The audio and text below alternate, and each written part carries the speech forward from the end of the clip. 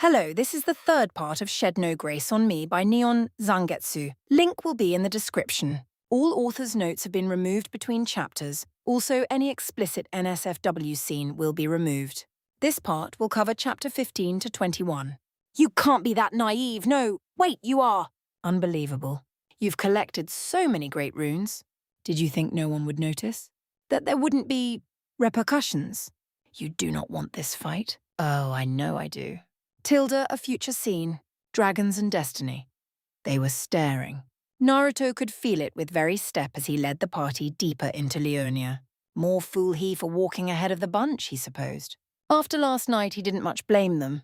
It wasn't just Millicent watching him, although he could feel his self-proclaimed blade stealing glances his way when she thought he wasn't aware, but Latenna as well. The archer seemed to realize something was afoot, though she'd not put her finger on it yet. She seemed content to ride atop Lobo for now, but judging by the looks she was giving Millicent and him, it was only a matter of time. Renala seemed insufferably smug about it all, as she trailed behind them, while Melina radiated discontent in her astral form. He doubted she would show her face anytime soon. Do you regret it? Easy answer, that one. Nope. The tiniest of smiles touched his whiskered cheeks as he threaded around another watery ruin. A giant crayfish poked its head out the muck and waved a broken claw his way in a stern warning. He waved back and kept moving, careful to give the beast a wide berth. He'd been told they were vicious creatures, but they were awful calm so long as one didn't linger in their territory. Or maybe it was all that prawn he'd gotten off Boggart. They wouldn't lack for food for the time being, at least. By some small mercy, their party was a small one today. Rani remained in her rise, awaiting his answer, one he wasn't sure he could give yet. Tanith and Raya had gone to the round table hold. Something about books and spells. He didn't really get what they meant by that, but they weren't his to command. None of them were. They could do as they pleased. They weren't likely to encounter any real resistance there, not with Gideon gone. Corin might puff up his chest and complain, but there was little he and Diallos could do with the pact in place. Maybe they'd make friends with Trish and Roderica. Hugh could always use more company too. For better or worse, their time in Leonia was coming to an end. In truth, he was almost sad to see it go. They'd made some good memories here. Now there were but a few loose ends to tie up and then they'd move on. Not to the capital, not quite yet, but they'd still be heading north regardless. Or maybe south. He had the feeling he was forgetting something down in Limgrave. Someone tugged at this sleeve, drawing him back to reality. He looked up. Didn't take much to guess who. Sure enough, Renala's gentle smile greeted him when he raised his gaze. Might I have a word while we walk? We're doing that right now, aren't we? She drew him a bit further ahead of Millicent and Latenna. He let her. Feeling better, are we? Fire! Naruto's face was on fire, he just knew it. No idea what you mean. No? She wagged a dark brow at him. The two of you were quite loud last night. Do you have an air on the way? That last bit wasn't funny. Not Tin the least. He shot her a dark glower and she winced. It was a jest. Come now, don't sulk. Such is not befitting of a lord. He glared back. Children are no joking matter. Just the thought had his mind seizing up. He'd gladly rear any who came along, mind you. That was his responsibility, but Millicent wasn't in any shape to have children. He didn't think she could. Even with him keeping her scarlet rot at bay on the daily, he doubted her womb was intact. It wasn't something either of them wanted to talk about. I've upset you. She bowed her head in naked contrition. My apologies. I merely meant to bring about a bit of levity. Forgive me, my lord. Heat hit his face for an altogether different reason. I keep saying I ain't... Ugh, he heaved a sigh and clapped a hand to his forehead. You're not going to let this be, are you? I am not, dear boy. Renala huffed as she guided him around a shattered tree stump, and for a moment he was granted a glimpse of the cold, stubborn queen she'd been in her youth. You may be strong physically, but even the mightiest of minds can falter. Yours is a heavy burden to bear, and if I have to see you bed every woman in the lands between just to retain a modicum of sanity, then so be it. He tried to protest and earned a flick to his forehead for it. You would do well to take care of yourself, and consider your legacy. The way she said that last bit, did she know something he didn't? No, he wasn't about to let her distract him now. You must have been seriously scary when you were younger. My! She reared back and touched a hand to her cheek. Whatever do you mean? I'm still quite young. Naruto knew that look. He'd seen it before. His mind bleated. Danger, danger, danger! Reverse course at once! Ain't saying you're old. Renala hummed, thumbed his face back to hers and studied him for a moment. I'll take your word for it. She kissed his forehead sweetly, drawing a startled sputter from Millicent behind them. Ah, but we have company. We can resume this conversation at another time. What? A startled yelp was his only warning. Someone catch me! He sensed something, someone, plummeting from high above. Kurama heaved a sigh. Best listen to her. Naruto closed his eyes, opened his senses, took 3 steps back, and raised his arms without thinking. Just as well he did too, because a screaming Theralina fell out the clouds and landed in them not a heartbeat later. She flung her arms round his neck, holding on for dear life, still believing herself to be in free fall. He took a moment to glance her way, saw her once pristine robes and face were covered in soot, her visage white as a sheet beneath. The pun was low-hanging fruit, but he couldn't help himself. Just dropping in? Oh. She gave a startled blink, her cheeks turning a pretty shade of pink. Well caught, my lord. I am in your debt once more. Where's Greyroll? He set her down, idly aware of the disappointed noise she made. Don't tell me she dropped you, I am here, Tilda. The grinning dragoness struck the ground like a fiery come from on high and punching the ground, wings flaring out behind her. Really? Naruto quirked a brow at her. A superhero landing. Ain't that hell on your knees? Pardon?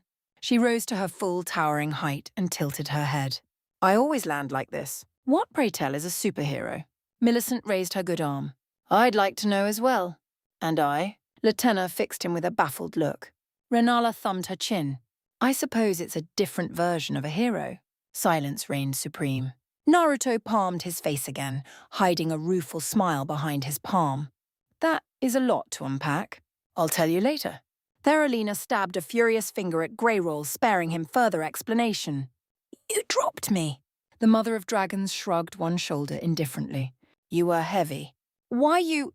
Naruto bulled between them before they could come to blows again. What about Agheel? Is he... confirming prey in Limgrave? Greyroll grinned at him, secretive as ever.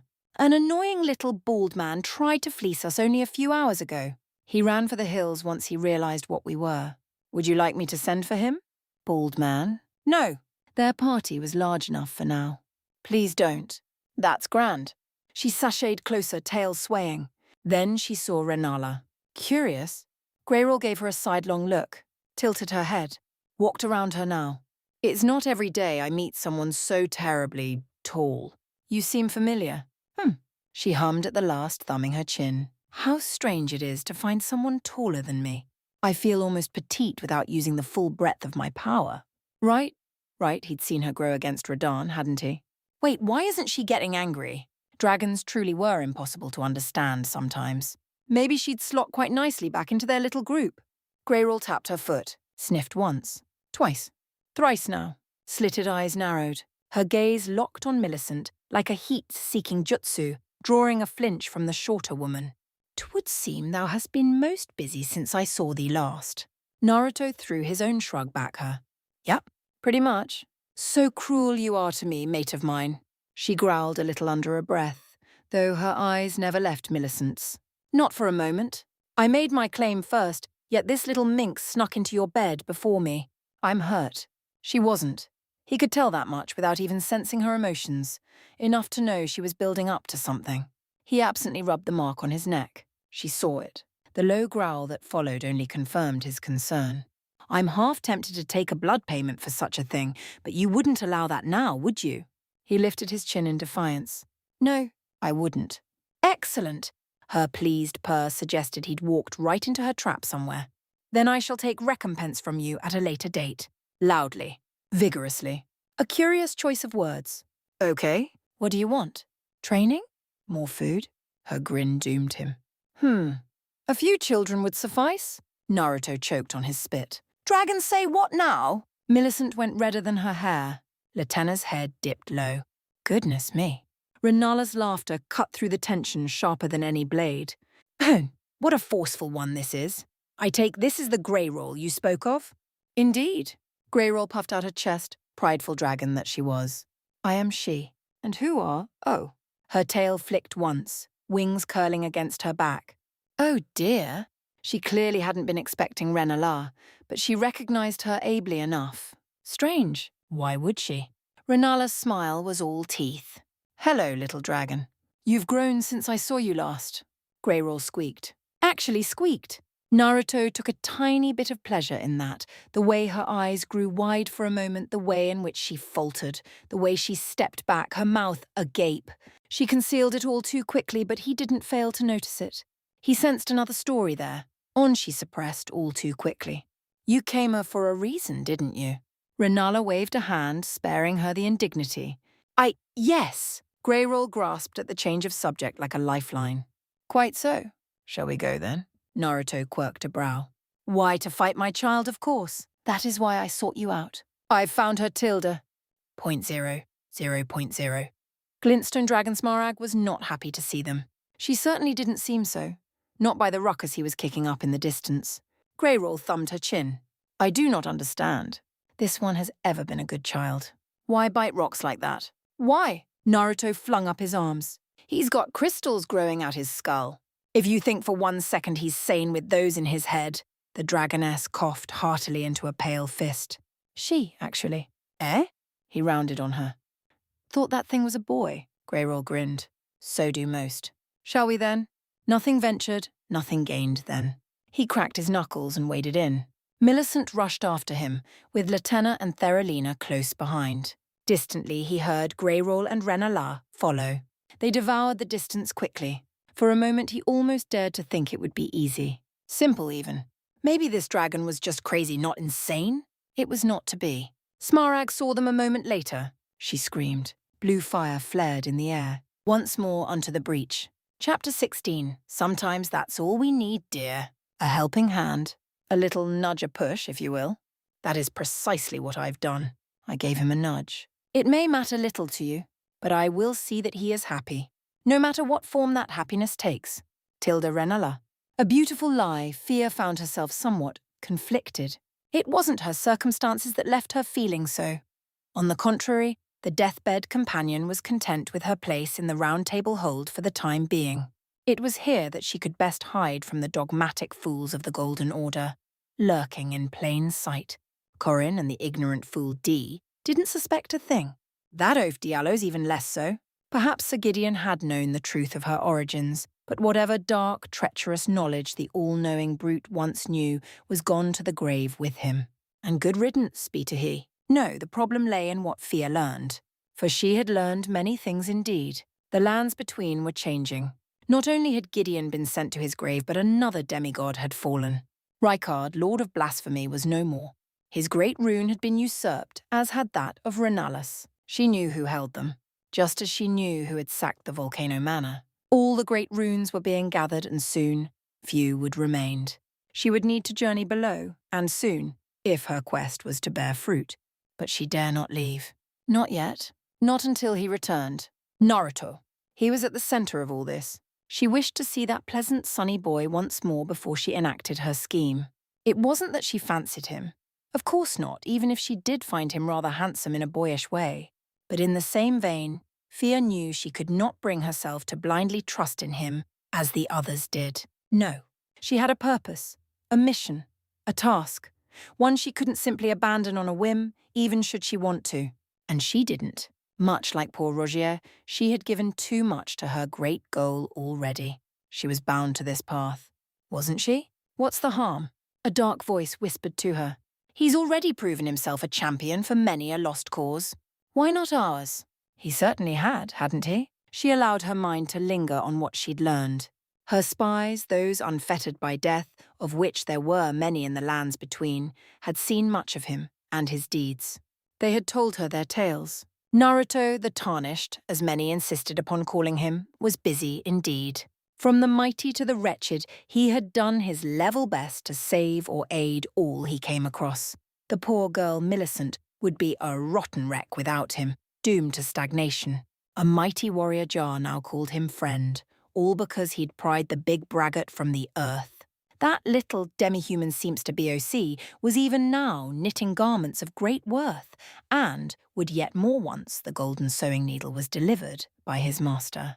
He had plucked the warrior woman Nephili from the depths of her despair and seen her fool of a father slain for his lofty ambitions, met the reclusive Patched and spared his life, proven himself a friend of the dragons thrice over now, saved the Albinoric woman from a fate worse than death, helped a hapless blind girl who had nothing to offer him but smiles and kind words, earned himself a determined finger maiden if the form of Theralina, even if she did not yet know her way.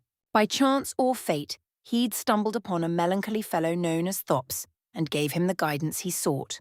His work would one day create an entirely new branch of sorcery. Even Renala, carrion queen of the full moon, seemed smitten by him, to say nothing of that girl Raya and the recusant Tanith. And those were just the ones she knew of. She had no idea how he'd come by the mysterious Melina in the first place, or terrifying Trish and rambling Roderica. How was she to, when her spies had not known of him then, nor his allies? He'd done so much for others, with nary want of a reward. The only one he'd yet to aid in his travels was the witch, she who had asked him to venture deep into the forbidden depths of Nokron in search of darkest heresy. But he hadn't said no to Rani either now, had he?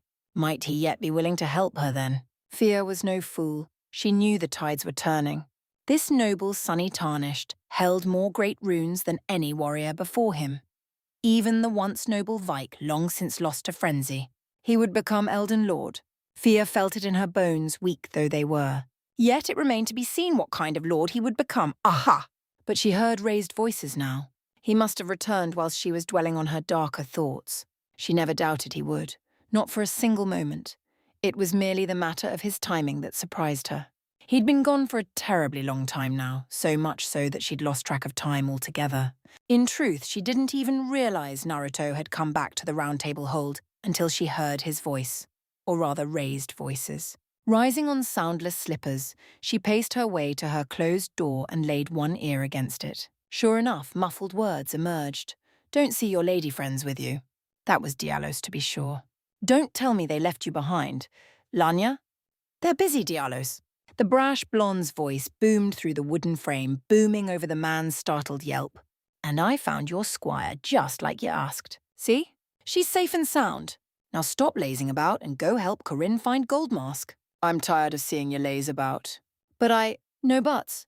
Chop chop, get out there! And take D with you. He's been getting restless." A search for that venerable sage? Sure enough, the stoic knight's voice came through. "I wouldn't object to such. Have you seen him? Tell you what, I'll trade you what little I know for the location of this beast sanctum you mentioned earlier. Sound fair?" Fia frowned. "Beast sanctum?" She'd never heard tell of such a place. "Very well. You've weeded Deathroot well in your travels thus far. A favour given is a favour repaid. Lend me your map before I depart." A faint smile touched Fia's face and smoothed away her scowl. She would not be said to see the twinned knight gone from the hold, if only for a little while. It would allow her to move freely through the hold, if nothing else. She would not protest if said journey were to claim the knight's life. Rogier might not see it as such, but he, unlike Lionel the Lion-Hearted, that dear, silly man who took one look at her tattered robes and declared himself her father, was hardly privy to the entirety of her plans. If she was to succeed, she must distance herself from all those who would serve the order. Footsteps approached the door. Heart in her throat, she hastened back to her bed and flung herself atop it. Not a heartbeat later, he pushed the door open. Her heart hitched a little when she saw the state of him. His armour was dirty and in need of a good cleaning, but unlike the last set, this one still held. She'd expect no less of Radon's armour, even if he'd gone without the headpiece. Her gaze strayed to his back, noting the foul blade of Rykard slung loosely over his shoulder, nestled just between the Starscourge greatswords, and quirked a pale brow. Did he intend to wield all three at once? How would one even go about doing so? Such a boy. "Hey!" he waved her way as he staggered in. "You're looking well." Fia bowed her head, feigning surprise. "It is good to see you again. How fares your health?" "Fought a dragon, made it to the Altus Plateau, came back here." He staggered in with a sigh. "Mind if I rest for a bit?" She didn't miss the new great runes glimmering on his body. Fascinating. He truly did possess 5 of them. Was this truly her chance? "By all means." She smoothed out her robe over her legs and beckoned him forth. "Make yourself comfortable." Naruto did so happily, all but flinging himself onto his back to land upon her bed and burying his face into a pillow. She felt the mattress creak under his armored weight but didn't protest. Why should she? This was what she wanted, wasn't it? He didn't hesitate anymore. She noticed that much. Good. A lord, the man who just might become her lord, mustn't flinch in the face of adversity. That wasn't to say he didn't have his regrets. Everyone did. She could sense his now, lingering concerns festering just under the surface. You seem troubled, my lord. Stop! He raised a hand to silence her. I get enough of that lord crap from others these days. Naruto or nothing, please. Naruto, then. The ghost of a smile tugged at the corner of her mouth. Is that pleasing to you? He grunted into one of her pillows, a sullen sound all but dragged forth from him. I guess. Tell me your woes then, dear Naruto. She laid a hand on his head. What troubles you? He turned just so, a lone blue eye peeking out past the pillow. Can I rant a little to you? You have before. Be assured nothing you say will leave this room. His face closed down. Renala keeps shoving people at me. Fia bit her lip to stifle her smile. Yes, she was well of Lady Renala's predilections. Frankly, she found it touching. The Queen of the Full Moon had devoted herself to the boy's happiness at the expense of all else. A more loyal partner one could not hope to find. Truly that oaf Radagon had been a fool to cast her aside. Does she now? Her hand stroked his scalp. And how, pray tell, does your blade feel about this? That's just it. He turned his head to glare at her fully. Millicent doesn't mind. If anything, she's all for it. She doesn't think she can even have kids, but she's after me to have one for some reason. Something about having an heir or something. As quickly as it came, his flash of temper receded and he turned away from her. I get why she's doing it, at least I think I do. She wants to make me happy. But it's too much. Sometimes I wonder if I'm doing the right thing. Fia's hand stilled atop his head, and her heart with it. I killed Godric, he said apropos of nothing, heedless of the stilted silence between them. Don't get me wrong, he was a bastard and he had to die. I get that. Radahn, maybe he was too far gone for me to save after his horse died. But then, an edge entered his voice, now a bitter bite that alarmed her. I butchered Rykard, or, well, what remained of him. And a part of me enjoyed it. His fingers curled into a fist. I revelled in his death, knowing that I played a part in wiping that tainted thing from existence. Gideon's dead because of me. I wasn't the one to kill him, but my actions led to it. And I enjoyed that, too. Though she couldn't see his face, she heard the frustrated noise he made. Albus and all those poor Albinorics were all but butchered because of him. Who else will we lose before this journey is through? How many more deaths will I enjoy? How long before I stop talking and just start killing because it's easier? Sometimes I wonder if I'm doing the right thing. Wit, those 9 fateful words. Fia's temper, long since silent, finally sparked. You are. She seized the would-be lord by his face, then yanked forcibly, turned him toward her, making him look away from the wall and stare her in the eye. Do not doubt yourself. Not ever. Doubt is poison.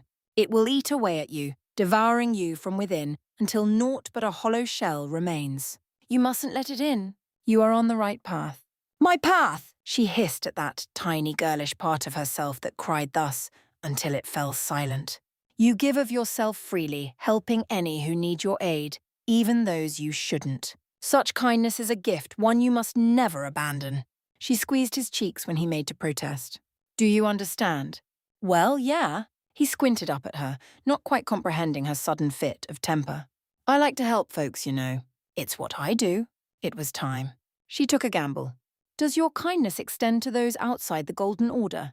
It does. There was no doubt in his voice. Then listen to me now. She was leading him, and by the look in his eyes, he knew it, but he didn't dare interrupt, such was her ire. You are good. You are just. You are righteous. You save those you can and bring death to the wicked. Anyone who says otherwise is a fool. I have suffered many things in my life, but you are one of the few I do not regret meeting. He drew himself out of her arms and leaned back with a rueful smile. Thanks. For what it's worth, I appreciate the sentiment. I'll be going now. But nothing. She would not allow it to end on such a poor note as this. Her hand betrayed her, grasping at his wrist when he made to rise. Do you need further proof of my faith in you? She yanked while he was off balance. Lay with me then, here and now. Naruto nearly choked on his spit. Now wait just a second. You cannot conceive a child with Millicent, no? Her voice softened, seeing the alarm and, yes, anger in his eyes. Not until she is cured of her rot. Lay with me. She guided his arm down as he looked on, touched their interlocked fingers to her full bosom beneath her ebony robes. Lend me some of your vitality, and in time I shall bear you a son. A legacy, something by which you will be remembered. This is my promise. Not just any son, but a boy born with the blessing of runes, a child who might yet take up the path she found herself faltering on. Fear watched him waver, reached up now, drew down her hood. Do you think such an act shameless, perhaps? When he didn't respond, she released his hand to tug at the string of her robes. A deft pull caused them to unfurl about her waist, bearing her upper torso to him. His eyes lingered on her, noting her scars, the marks she bore from her close encounters with those of the Order. She had narrowly escaped their hunters time and time again, but her body had paid the price. Pale white lines crisscrossed the length of her body, each mark told a story. Yet for all that, he didn't denounce her. Do you not desire a son? Flushing a little, Fear covered her breasts with one arm, beckoning to him with the other. A child of your very own? Come, be with me and I shall grant all you desire and more. She would still go below to Godwyn in search of the other half of the Hallowbrand, that blessed mark of death. She had to. She must. But this took precedence. Without an Elden Lord to right the wrongs of the Shattering, there could be no true solace for those who lived in death. The lands between needed such. One who did not cast aspirations upon those outside the Golden Order, but rather united all those within. Naruto was the only suitable candidate for such. If that meant giving herself to him, so be it.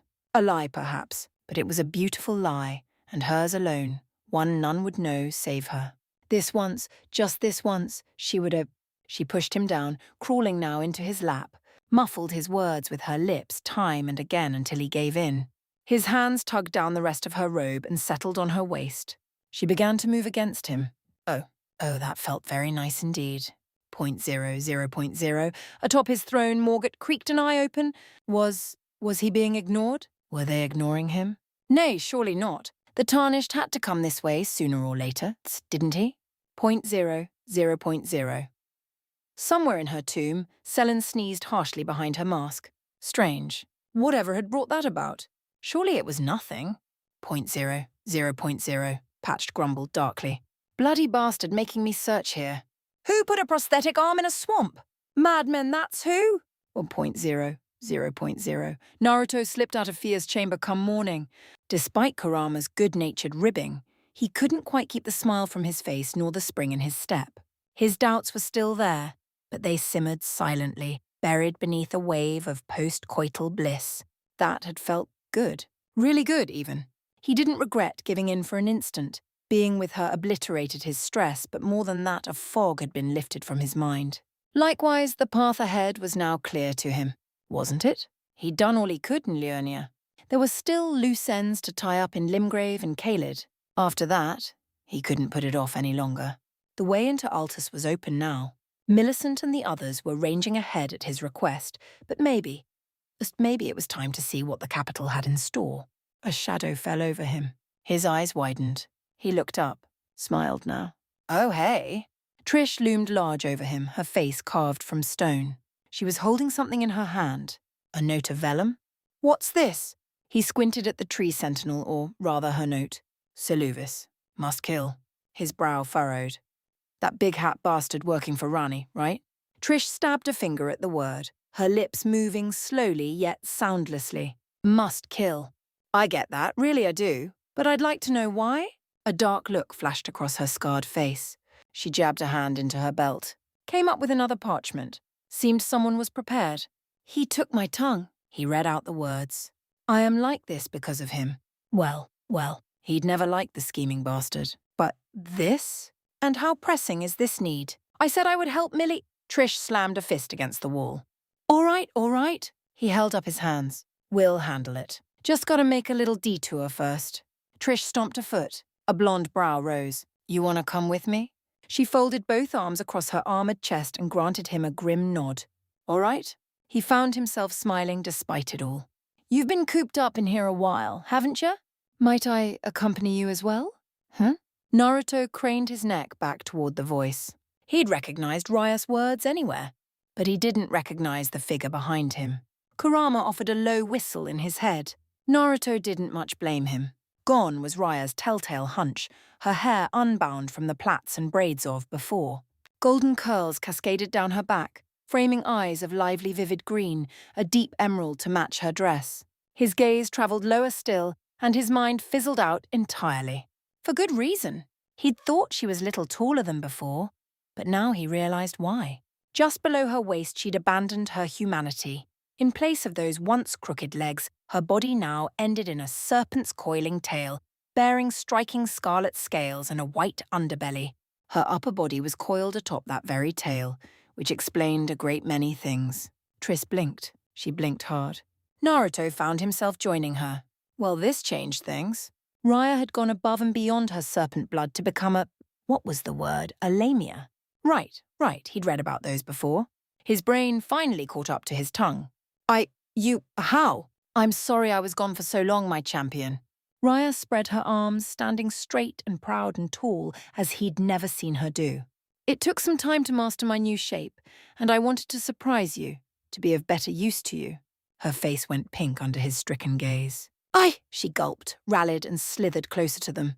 I can fight alongside you now. Look! She pivoted with startling speed and cracked the length of her tail at a stand of steel plate armor, encircling it in an instant, squeezing now until crunch. The results spoke for themselves. Trish whistled silently, making not a sound. Do you like it? Raya rounded on him with hopeful eyes. How do I look? Naruto's jaw clicked open. She was pleading with him, begging for his approval. And his tongue betrayed him. Beautiful. Raya squeaked, turned redder than her scales, and wrung her hands. You truly think so? Naruto managed a numb nod.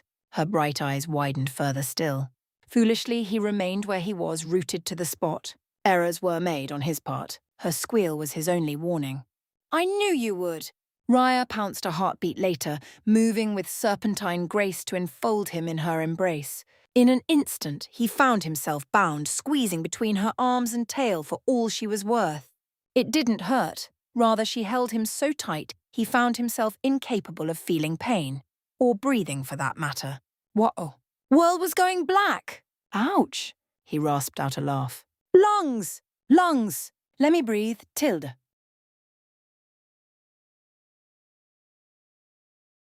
Chapter 17. You cut out her tongue and scarred her face. Did you think she would forget that day? Did you think she would fear you for it? Did you think she would forgive you? No? Let me ask you this then. Would you, tilde, lend a hand? Millicent was not herself. She could feel it even now. A sharp, persistent ache in her temples, one that seemed to grow more and more pronounced with each passing day. An itch she couldn't quite scratch. A whisper in her ear, the faint feeling of familiarity as she walked through these fields of gold. It was not the rot that spoke to her, but something else. Something stranger. Whatever it might be, it gnawed at her all the same, demanded her attention, yet for all her efforts, she simply could not rid herself of it. There was something important in Caelid, calling to her, something she'd forgotten, yet couldn't quite recall. But this was not Caelid. They were far from that place of rot. At long last, the Altus Plateau yawned before them, and with it the promise of their journey's end. Millicent drank in the sight of it, seeking to distract herself as she stood upon the Erd-tree gazing hills, admiring Lanedell in the distance and the great golden tree within, those fertile fields and deathly banners. A small part of her basked in it. She'd known the outcome was never in doubt. They were bound to reach this place sooner or later. Looking upon it, seeing the Erd-tree this close in all its gilded glory, filled her with a mournful sense of longing, as though she were travelling endlessly, searching for something or perhaps someone that she knew no longer existed anymore. And yet still she searched. Being here, hurt. In Naruto's absence, the rot within her had begun to writhe again. It was all she could do to keep it under control. Smaragd had been bested days ago now. Like many other things, the outcome was inevitable. With so many arrayed against it, Greyroll's child submitted in short order. From there, Naruto had returned to the Round Table for something he wouldn't speak of, while the rest of their party had chosen to forge ahead and see what lay in wait. In the end, They'd chosen make camp atop this hill and prepare for what was to come. Alas, their arrival had not gone uncontested. There had been a brief encounter with a vicious large white dragon wielding red lightning, one that flew on by after blitzing them. Greyroll had given chase, swearing and spitting as though she knew the pale beast. That was one day hence, and still no sign of her. Nor of Naruto. She was beginning to fear they'd been forgotten. Ah! A familiar voice pierced the maudlin melancholy of her thoughts. Millicent! Sorry I'm late. Got you something. Millicent whirled, eyes bulging in the dim light. My lord! It was him. He'd seen better days to be sure, and his armour looked like it was in need of a good cleaning, but who was that with him? Trish she recognised, even without her signature helm. The towering tree sentinel loomed large behind him. But there, slithering beside her, was that Raya. She recognised her face clear as day to be sure, yet now the shy girl's lower half was that of some strange scarlet serpent. What had she missed? Trish, Raya. He smiled at them. Go wake the others, will you? We've got work to do. Millicent made to protest. They were resting after all, but saw the item in Naruto's grasp fully and her thoughts fizzled fully.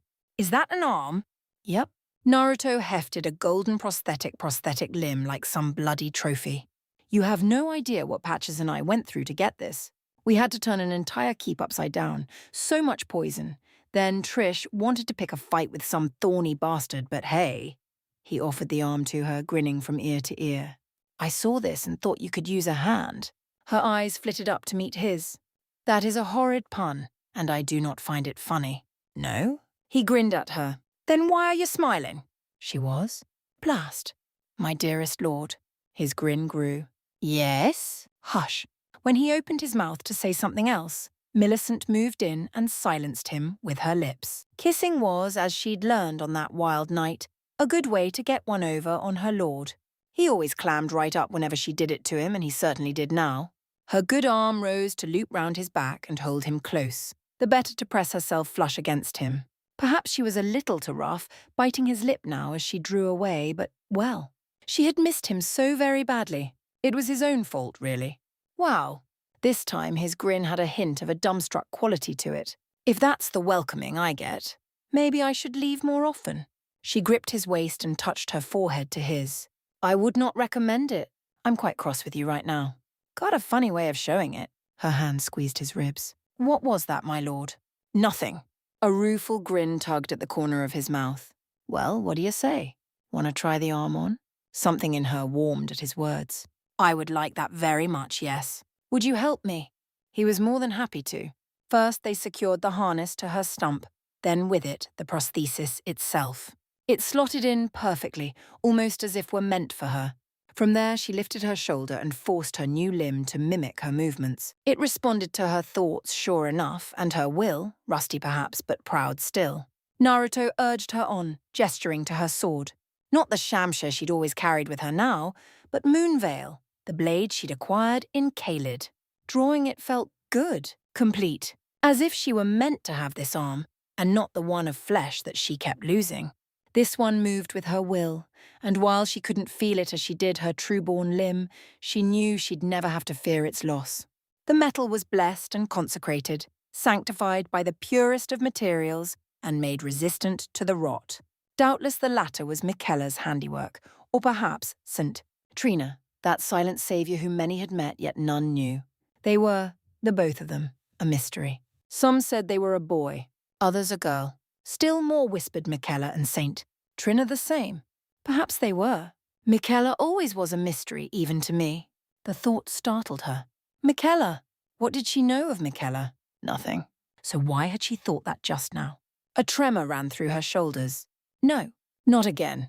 She was herself. She had always been herself. No more, no less. Millicent. Nothing and no one else. Wasn't she? She had to be. She must. The alternative terrified her. Hey, you got a bit of dirt on your face there. Hold still a second. Naruto thumbed some soot away from her cheek, his palm caressing her face. It was a simple gesture, little more. Yet though it did not quiet the voice in her head, it soothed the rot in her veins and brought Millicent back to herself nevertheless. She looked to him longingly. Should she tell him? Her thoughts ran amok at the very notion, and she found herself hesitant.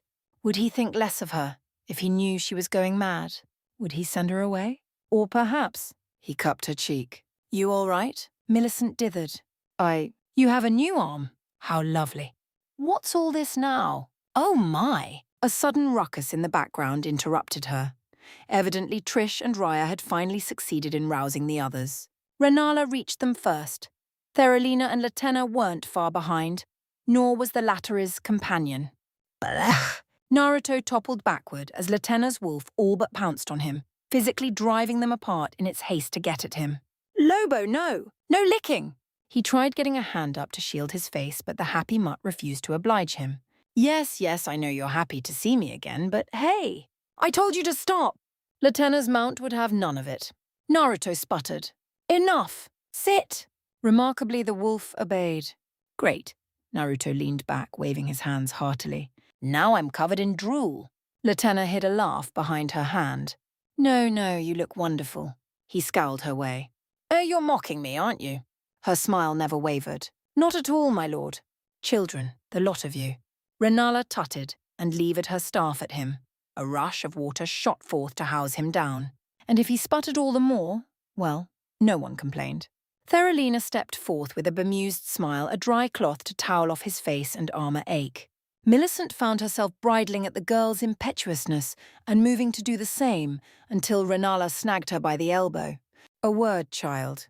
Evidently a word entailed her being dragged aside while the others fussed over Naruto. She watched them with a fretful eye until Queen of the Full Moon tugged her behind one of the tents. Silence reigned between them, and Millicent found herself squirming it. She had spoken relatively little with the Lady Renala since they'd met, but she knew her to have Naruto's best interests at heart. There could be no more loyal ally to their cause, even if she disagreed with her methods at the time. Millicent loved her lord. She made no secret of that. Likewise, she knew from a strategic standpoint that it was impossible for her alone to hold his heart. He'd helped so many people after all. It was only natural that others would take an interest in him. And she was fine with that. Really, she was.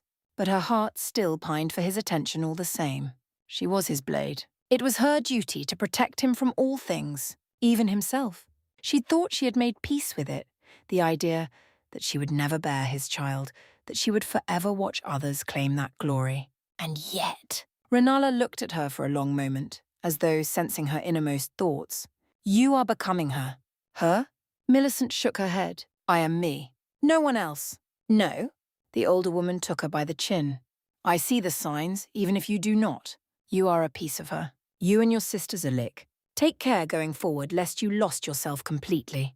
When she didn't answer her, the older woman gave her a little shake.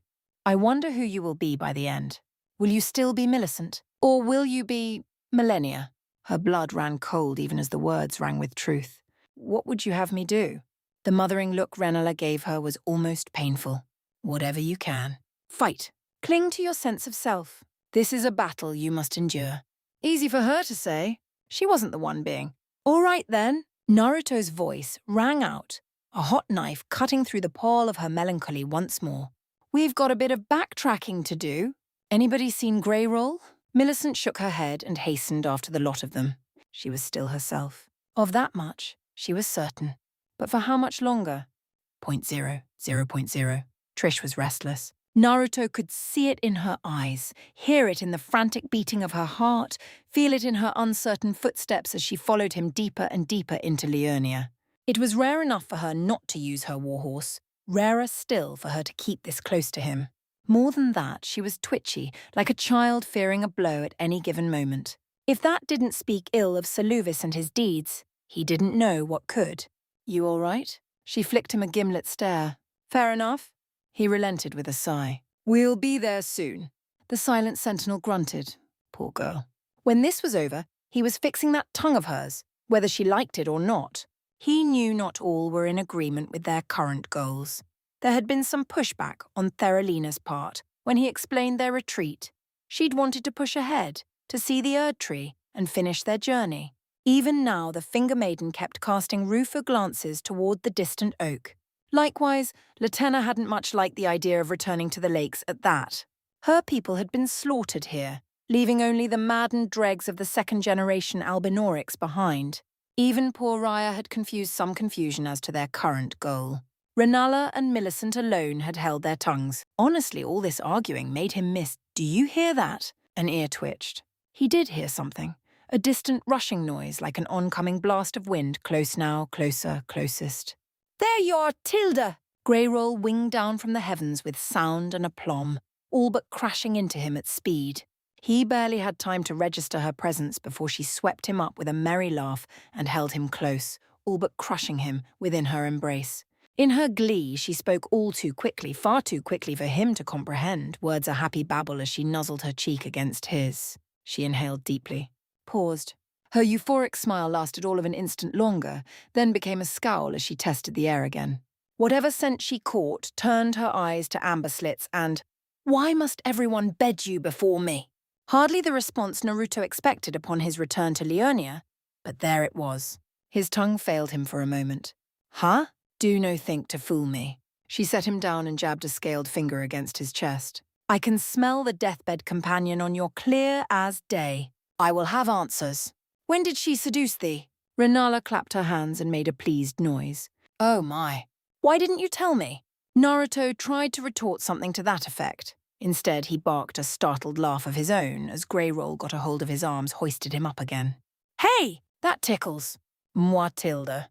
Evidently it was the wrong thing to say, because the mother of dragons absolutely hissed and smashed her lips against his. She was rougher about it this time than the last. Her tongue plundered his ruthlessly, taking no prisoners, the full of her body pressing up against him, only to withdraw thrice as fast before he could even think to mount some semblance of defense.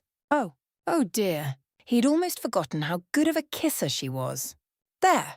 She drew back and licked her bruised lips. "I believe that makes my intentions clear." "Again!" "You will be my mate.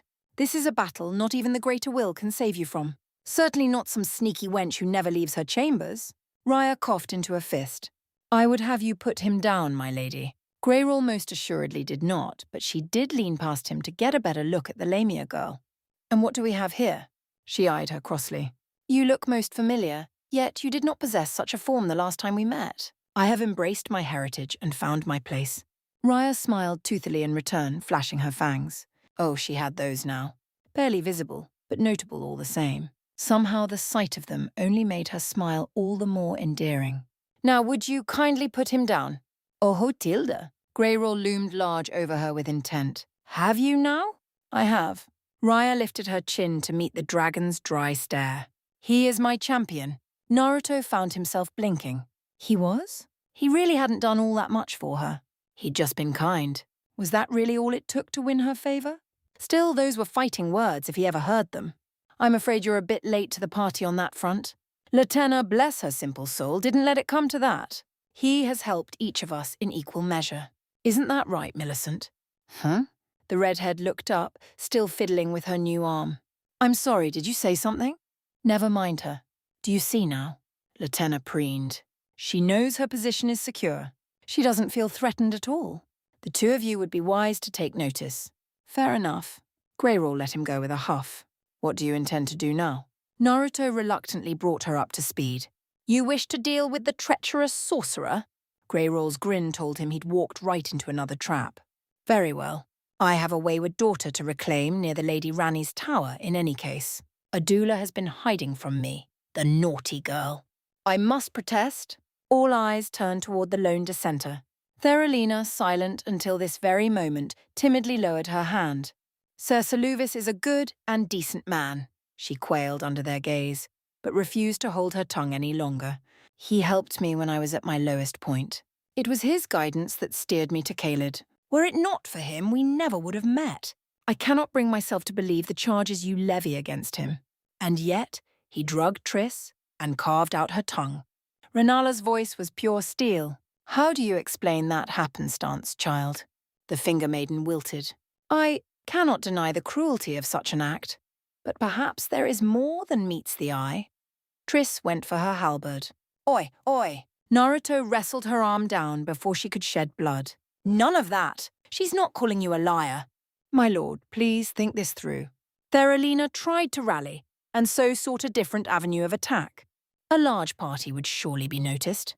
Then take a small one. Latenna made an irritated noise. I've no desire to deal with that loathsome sorcerer, however. My arrows would be all but useless against him in any case. That begged another question. Then what will you do? Worry not, her smile reassured him. Lobo and I shall return to the round table to convalesce and speak with Nefili. A conversation between the two of us has been much overdue. Ah, and the worry came rushing right back again.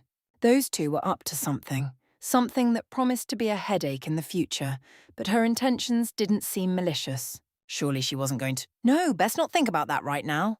He'd work himself up into a frenzy again. Focus on the here and now. Worrying about the future would only hamper him. Will you be safe? Your concern for me is noted, but quite unnecessary, came her answering hum. Rest assured I've become quite capable since you restored my legs. Still, she stepped to him. He tensed a heartbeat too late. Something warm and soft alighted upon his right cheek, little more than the faintest brush. There. Latenna leaned away, face gone rosy. Let that be a signal of my intent. I shan't fall behind. Greyroll flung up her arms. And another contender emerges. Will there be no end of them? Might I beg a bit of leave as well? Of all people to say those words, he'd not expected to hear them from Millicent. She granted him a wan smile even as he balked at her. I am your blade in all things. One hand rose to clutch fitfully at her new arm. And I would not depart without your leave, but— Sure. He realized what she was after a moment later. Take some time. Get used to that new arm of yours. That is not why I wish to— Never mind.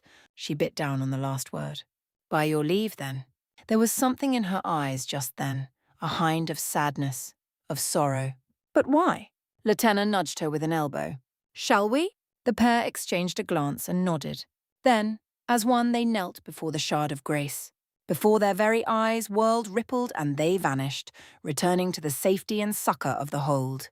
Naruto watched them go and did his best to shake off the faint sense of unease their departure brought upon him. Those two were up to something. But what? Greyroll heaved a sigh into the silence that followed. I too have no interest in that madman, but I will deal with Adula. Very well. Renala hummed a little in return. Then I suppose it falls to me to distract Iji and young Blade. Naruto quirked a brow at her curious turn of phrase. Did she not know Rani's woven protector was missing? Yet another matter to deal with among many. You will need to speak with Rani. The Queen continued apace. Seluvis is a master of magic. Doubtless he knows you are coming for him now and will have concealed himself. Only she likely knows where that leech is at any given time. Naruto pulled a face. It was true. He couldn't sense that wretched worm at the moment. Talking with Rani meant being pestered about Nokron and the finger-slaying blade again. He wasn't looking forward to that. And me, my champion? Raya raised a tentative hand. What would you have me do? What indeed? She'd come this far and she claimed to be stronger. What's the harm? If she wants to prove herself, let her. Fine. He turned to face her fully. You can join me in tears, but be careful. Raya smiled, gladdened by his words. As you command, my champion. And will you stop calling me that? She looped her arm in his. That I cannot do. In the end, theirs would be a small party after all. Him, Triss, Raya and Theralina. Greyroll and Renala would provide a much-needed distraction in their own way, and he trusted them to their own devices. They reached Ranis Rise within the hour. And so it began. 0.0, 0.0. Zoraya's was ascendant. Like a snake she had shed her old skin, her old self, and been reborn anew. The quiet, cowardly Raya was evanescing. Soon she would be swept aside, and the new her would be triumphant. There was nothing she desired more than to leave her weakness behind. Indeed, she was well on her way to doing just that. Because at the end of the day, he trusted her. Her champion trusted her to follow him into battle. Tainted blood ran through her veins, but now she felt no shame in it. For you see, she understood. Her heritage didn't make her any more a monster than the eclectic members of their band. This new power was hers to master, and master it she would, the better to be of use to her beloved champion. This sorcerer would not lay a hand on him, so she swore, and maybe, someday, he would open his ear to her as he had the others. Together they would dethrone the very gods. Raya rather liked the sound of that. It sounded grand. Yes, she liked it very much indeed. 0.0, 0.0. A pleasure to see thee again, Tarnished. Have you given thought to my offer? Time is of the essence. Naruto blew out a sigh as he stood before Rani once more. He supposed it was too much to hope she wouldn't try to press him into her service the moment she laid eye on him again. Under any other circumstance, he might have entertained her offer, but now there were greater things to do than entertain her whims. Perhaps later, once this dark deed was done. Until then, he took a deep breath to steady himself and stalked forward, cutting the distance between them. "I need a word with that sorcerer of yours." Rani blinked, taken aback by his sudden declaration. "Saluvis? Whatever for? He is useful to me. I would know what you intend." Naruto didn't give her the chance to recover. "I just want to talk to him." Loudly. Repeatedly. "With my fists. Be that as it may, I cannot allow you to kill him for no reason." He drew himself up, towering over her. "He hurt a comrade of mine." Wasn't asking. Rani held her tongue. "Enough!" He had neither the time nor the patience for this. He could spend hours finding that slimy snake himself, and he would, one way or another. Or he could make things simple. He knew what Rani wanted, his loyalty. He wasn't about to give that to someone he barely knew, but it was all too easy to make a counteroffer of his own. "If I promise to get that blasted blade for you." And here he watched her eye widen. "Would you tell me where he is?" She perked up, fingers tenting before her. "I would have your word. Swear to me you will do this." He lifted his chin to look down on her. "You of all people know I never break my promises." Silence reigned between them a moment more. And then, Rani proved herself a pragmatist at the last. She sold Saluvis out in an instant. 0.0. Something was wrong. Mo could feel it in his bones as he walked. There had been a shift in the air, a change in his palace, though what he knew, naught. An awakening? Now, after all these years, was his dynasty finally nigh? He almost didn't dare to hope. For so long Michaela had remained silent in the cocoon, inert and unmoving. His faith remained firm, but there were times when he began to wonder. Yet now he felt hope. Leaning heavily on his trident, he plodded forward, lurching up the short stairwell that would lead him to his prize. To his dearest Michaela, no. Not Michaela, not anymore, but Mogwin. They would be reborn anew, and the world would usher in a new era. Mad Albinorix waited in the shadows, watching with reverence as the hand in the cocoon twitched. Moved, levered itself upright. Morg whirled, lone eye bulging wide. Mogwin. Something sucked it back in. White light burst forth. Morg stared into it without fear. Yes! Triumph! He would be the one to have it all. Not Morgott, not Millennia, not even that meddlesome interloper he'd heard of. They would all bow to him. The Erd Tree would be his, and the Elden Ring with it. His dynasty began now. At last the light faded and he looked upon... What? A single flat rasp fled from his fanged face. Michaela had been reborn as planned, yes, but this... It was not a man, but a woman. She was beauty incarnate, perfection reborn in a singular vessel, neither eternally young nor wretchedly old. She was perfection, bearing a striking resemblance to her mother, Marika. The barest wisp of cloth covered her hips, preserving her modesty. Fair of face was she, her hair a shade of gold so pale as to nearly be white, long enough to conceal the generous swell of her breasts from lustful eyes. But her eyes, they were red, the colour of blood. In that, Morg took some small comfort. Surely he'd succeeded. If this was to be Mogwin's new form, then he found it pleasing enough. It didn't matter what Michaela looked like so long as he, now she, knew to serve him. She looked left. She looked right. Saw him! She smiled at him now, a pure and radiant thing that caused his old heart to hitch. He'd finally done it. Victory was at hand! Dearest Michaela. Her hand caressed his face and seized his throat. Ugh! No. Her voice was the sweetest of poison. Soft yet deadly. Not yours. Never yours. Morg gagged and tried to summon a spell only for her to crush his windpipe. With her free hand, she ripped the trident from his grasp and brandished it in her own with a vicious hiss. Did you think I had forgotten, fiend? He had all of an instant to comprehend her intent. Then his very weapon found itself wedged in his chest, piercing his heart. Death! This was death! And yet still she spoke. Every indignity you visited upon me, I shall repay tenfold. Her eyes flashed as she pushed him down to the ground, all but impaling him. But worry not, I shall seat the throne. She gave the trident a wrench, and a fresh spasm of pain rocked his body, sending him into wretched spasms of agony. I suppose I should be grateful to thee, brother, you who forced me to be reborn, to take this form, to gain this power. My curse is broken now. I am made whole once and for all. Her eyes narrowed.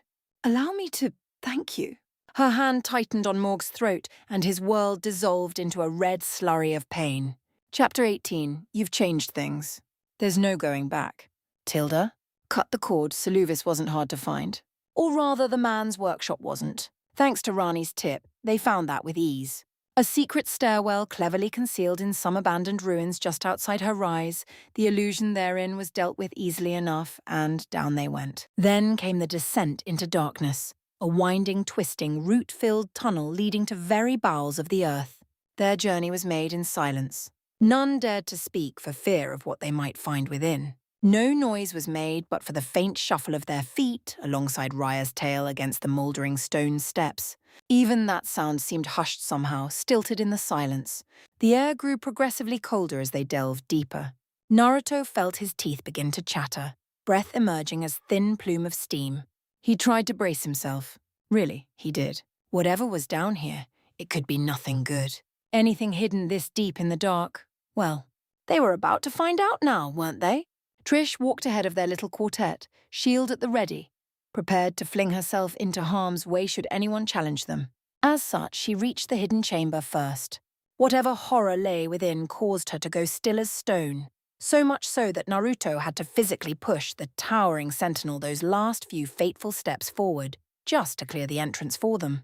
He immediately wished he hadn't, because then it was his turn to see, to witness the abominations before him. Someone gagged behind him. Sounded like Raya. He couldn't blame her. Taken at a glance, the room looked harmless enough. Bookshelves lined the walls, protruding crystals lined the ceiling and floor. There was even a cozy-looking desk left for research. If one ignored the books strewn across the floor, it looked downright homey. Yes, everything was all well and good, until one saw the bodies. So many bodies. There were nearly a dozen of them, sprawled out like lifeless toys, each staring up at the ceiling, waiting for help that never came. Each smelled sickly sweet, much like a certain potion. But for him, the horror went deeper. He could feel them, the faint dregs of their spirits. These were people. Or rather, they had been, before someone, Seluvis, drugged them, dragged them here, and scooped out their souls for his own perverse ends. What remained were these? Puppets. The word leapt from his lips as he came to understand the true depravity of what he was looking at. He made people into puppets. Trish nudged one of them. It fell over and didn't rise. She recoiled like a frightened little girl, shaking her head. Hard to believe someone so tall could be so frightened. All this and still no sign of Seluvis. He still couldn't sense the man himself. Where is he? He dwells here. Raya found her voice first. This is his den. Like any predator, he will return to it. And when he does... Trish slammed a fist into the wall. Quite right. Raikod's daughter grinned at her, fangs flashing in the gloom. We will be waiting. Naruto looked to Theralina and found her strangely silent. She'd not said a word this entire time. Now he saw why. She was just staring into space, unable to comprehend what lay before her. He reached out for her and she shied away. Shaking her head, she hunched her shoulders, ducked under his arm and scurried across the room. He didn't make a second attempt. His gaze was drawn to another spot, marked like the others, but left mercifully vacant for some reason or another. A nameplate had been carved into the wall above it, etched by glintstone. He read it aloud. Nephili? Naruto's heart skipped a beat. He sprang to his feet. The round table hold. She was in danger. She had to be told, calm down. Kurama interjected quickly before he could race out the room. She's not alone. Millicent and Latenna are there, to say nothing of her own skill. Trust in her. Or send a shadow clone. He dithered for a moment first, then chose the latter. A quick flick of his fingers and a plume of smoke brought forth a copy. He barked an order at it, demanding it to make for the nearest site of grace and return to the round table. The doppelganger saluted and bolted from the room without a word. There, the deed was done. He couldn't leave Trish and the others alone right now, but even a clone of him was worth 10 fighters. It wasn't that he didn't trust Nephili to look after herself. He did! He just wanted them to be safe. They had to be. Stilling his heart, he walked along, desperately searching for some speck of life in the bodies before them. He found none. Mercifully, he didn't recognize any of these poor, unfortunate souls, but the pain of their passing remained, lingering in the room like a dark fog. Raya laid a hand on his shoulder. "This is not your fault, my champion." Her voice was soft, almost soothing. "These poor souls died long before you came to the lands between. There was nothing you could have done." His eyes met hers. Heat rose in her cheeks, but she didn't look away. The tip of Airtail tapped his boot, trying to reassure him as best she could. Oddly enough, it worked. He felt the tension in his heart ease, if only a bit, and it allowed him to breathe again. "Thanks." In the end, he was the one to avert his eyes, unable to meet her green gaze. She preened, "Think nothing of it. Would you prefer we burn the bodies or bury them? These poor souls deserve their rest."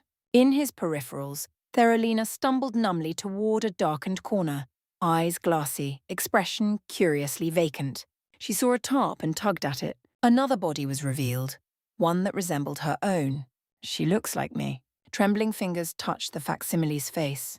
"Why?" She recoiled and she clutched her head as though experiencing some terrible headache. "Why does she look like me?" "That doesn't make any sense!" Her voice peaked in distress as she trembled. "Why would it be me? I never saw this." "Of course you didn't," an ugly, oozing voice intoned behind them. "I did not wish you to." Saluvis emerged from a hidden passage to the right, seemingly stepping forth from the very wall itself. The Perceptor made no effort to hide. Perhaps he was a fool. Perhaps he knew the jig was up. Perhaps he was just that confident. "It seems your oafishness truly knows no bounds." He considered the four of them with mild annoyance, as though the discovery of this depravity were a mere inconvenience. "I knew someone had tripped my snare, but to think it would be you. How terribly annoying." He lifted his masked face to sneer at them. "Nosy little rats, aren't you? Don't you know it's rude to touch another man's property?" Trish stomped forward with a wordless snarl. "And who might you be?" Saluvis scoffed at her in turn, paused now, tilted his head when she towered over him, casting him her shadow. "No, wait. I know you. I recognize those scars. You're one of mine, aren't you?"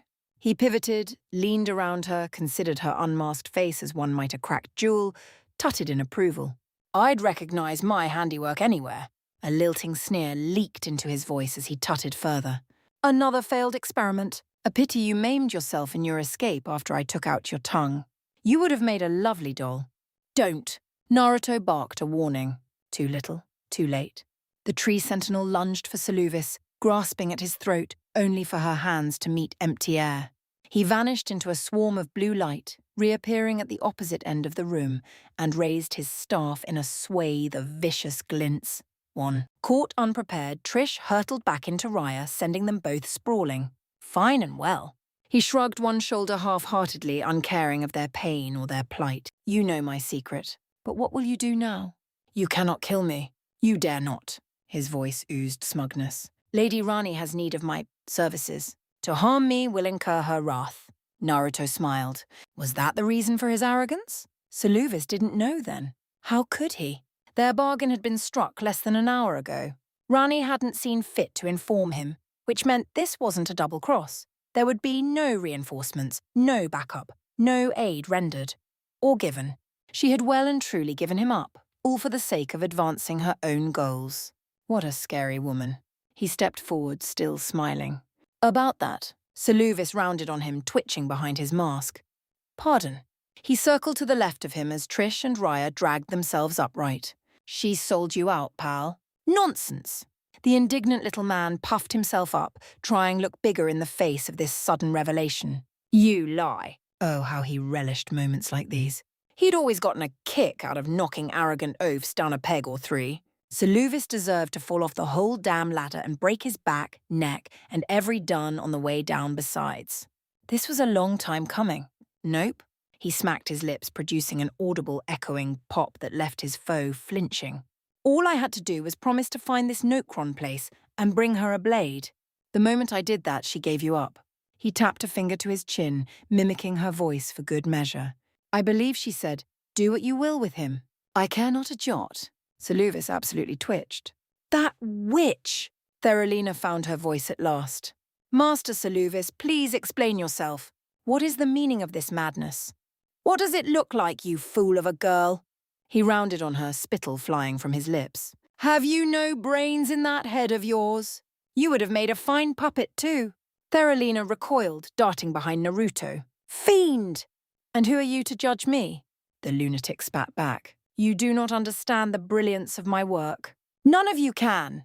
An arm flung out, summoning a spell that shattered harmlessly against Trish's golden shield as she moved to defend them.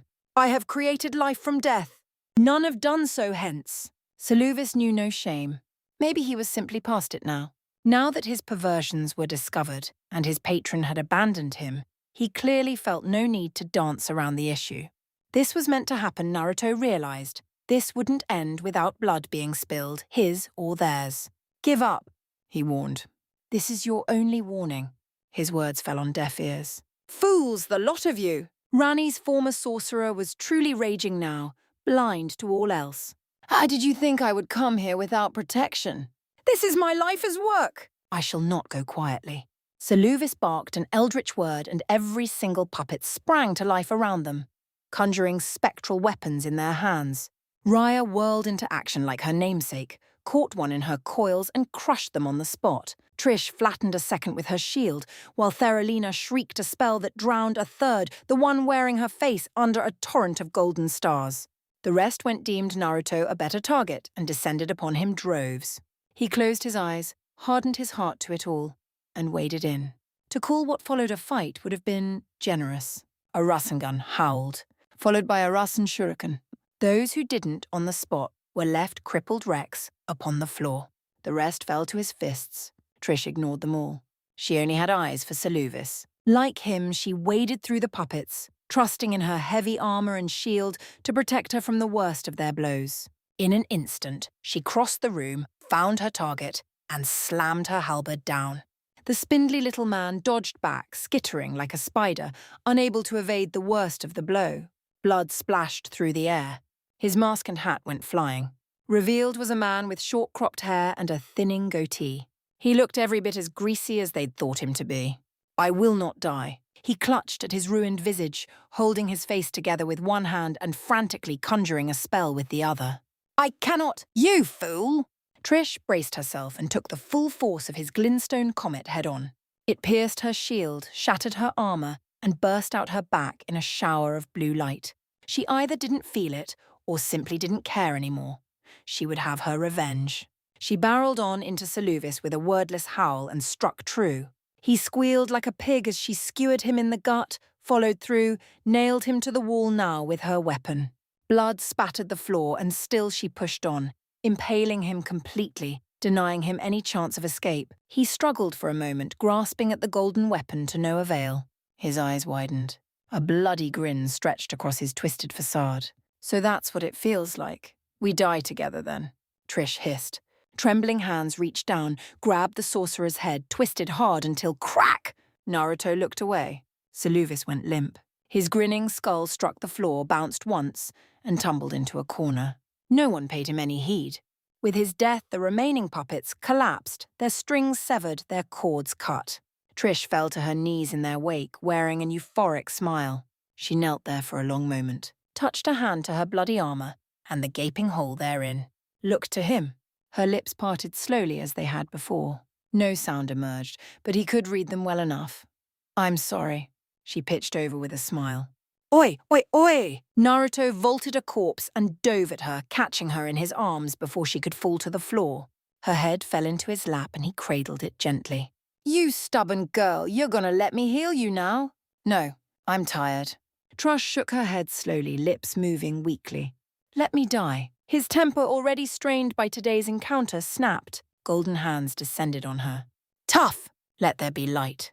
He watched the hole in her chest knit itself shut, but he didn't stop there. This time he grabbed her by the chin and directed his chakra inward, to her mouth. Her tongue, or rather the lack thereof. She tried to pour at him with a gauntlet-clad hand, but he shoved it away and intensified his efforts. Focused on her scarred face now. And then for the first time, he heard her voice. You stubborn boy. Her voice was rich, low, and husky, not the sort one might expect from a sentinel. Beautiful. Lovely. It won his heart in an instant. You just won't let me rest, will you?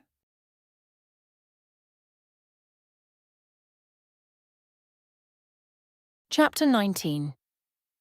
What's to be done with his workshop and these corpses, then? Burn them. Burn them all. Happily Tilda. Tilda Raya and Naruto Tilda. Almost human. There was a corpse waiting for him in Rani's rise. Well, laying at Rani's feet more like, Naruto made a point of stepping over the ghastly thing on his way in. Steam still smouldered from its shoulders, bringing with it a faint scent he didn't quite recognize, like fruit that had begun to rot. Whomever they were, they looked to be freshly dead, not even an hour old at that. They wore light armor and clutched a staff, a build not unlike Saluvis.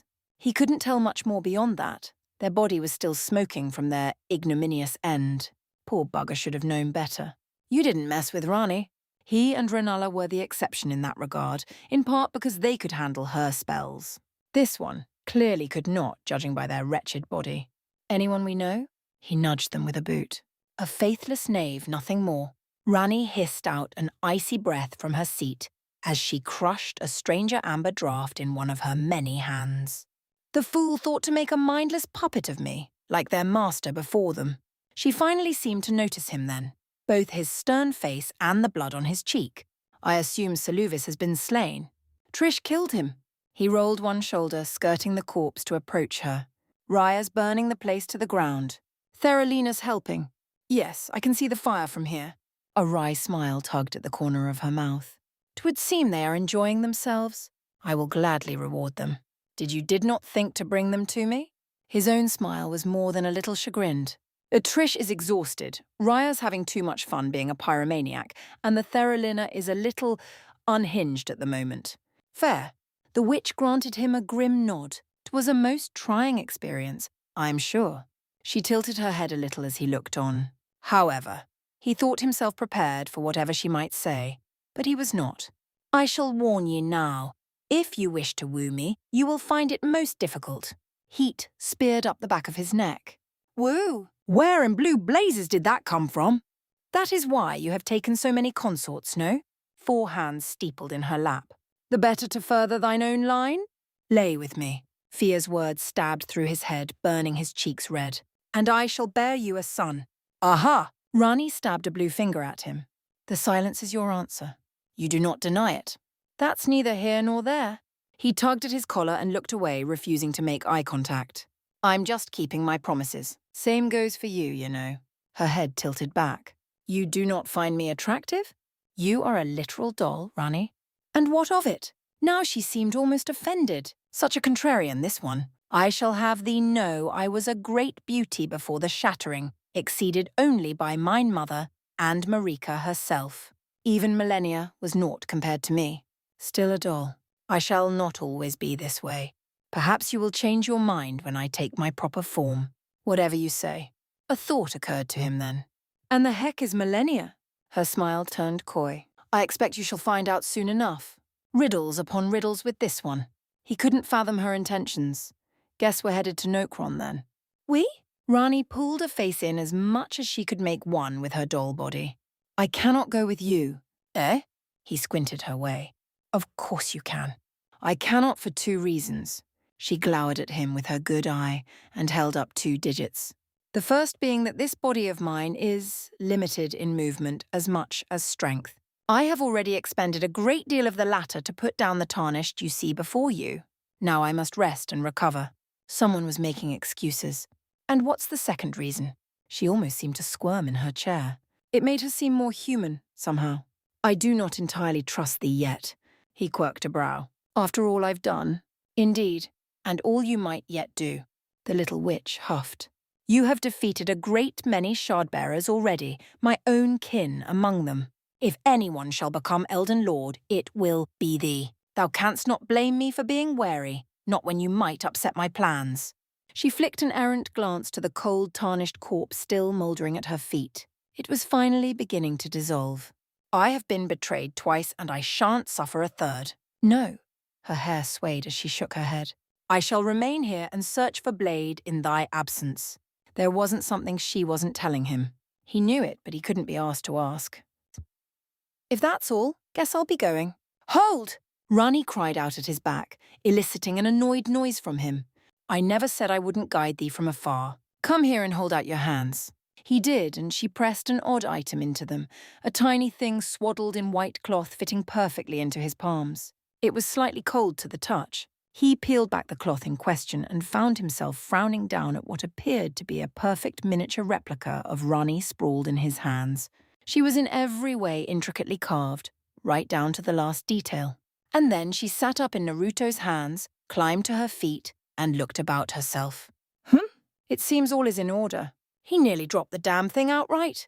What? She hadn't told him it would move. Do not be alarmed. Rani's voice issued forth from the little doll's lips, slightly higher in pitch but no less petulant. A demonstration was in order lest thee didn't believe me. She planted a tiny fist on her hip. This doll will allow me to communicate with thee. I shall see through her eyes. Feel what she feels, even speak to you in a pinch.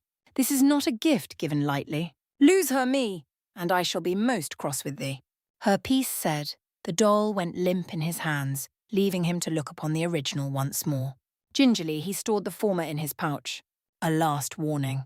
Rani stared him down. Nokron is full of secrets and treasures, but also horrors and worse.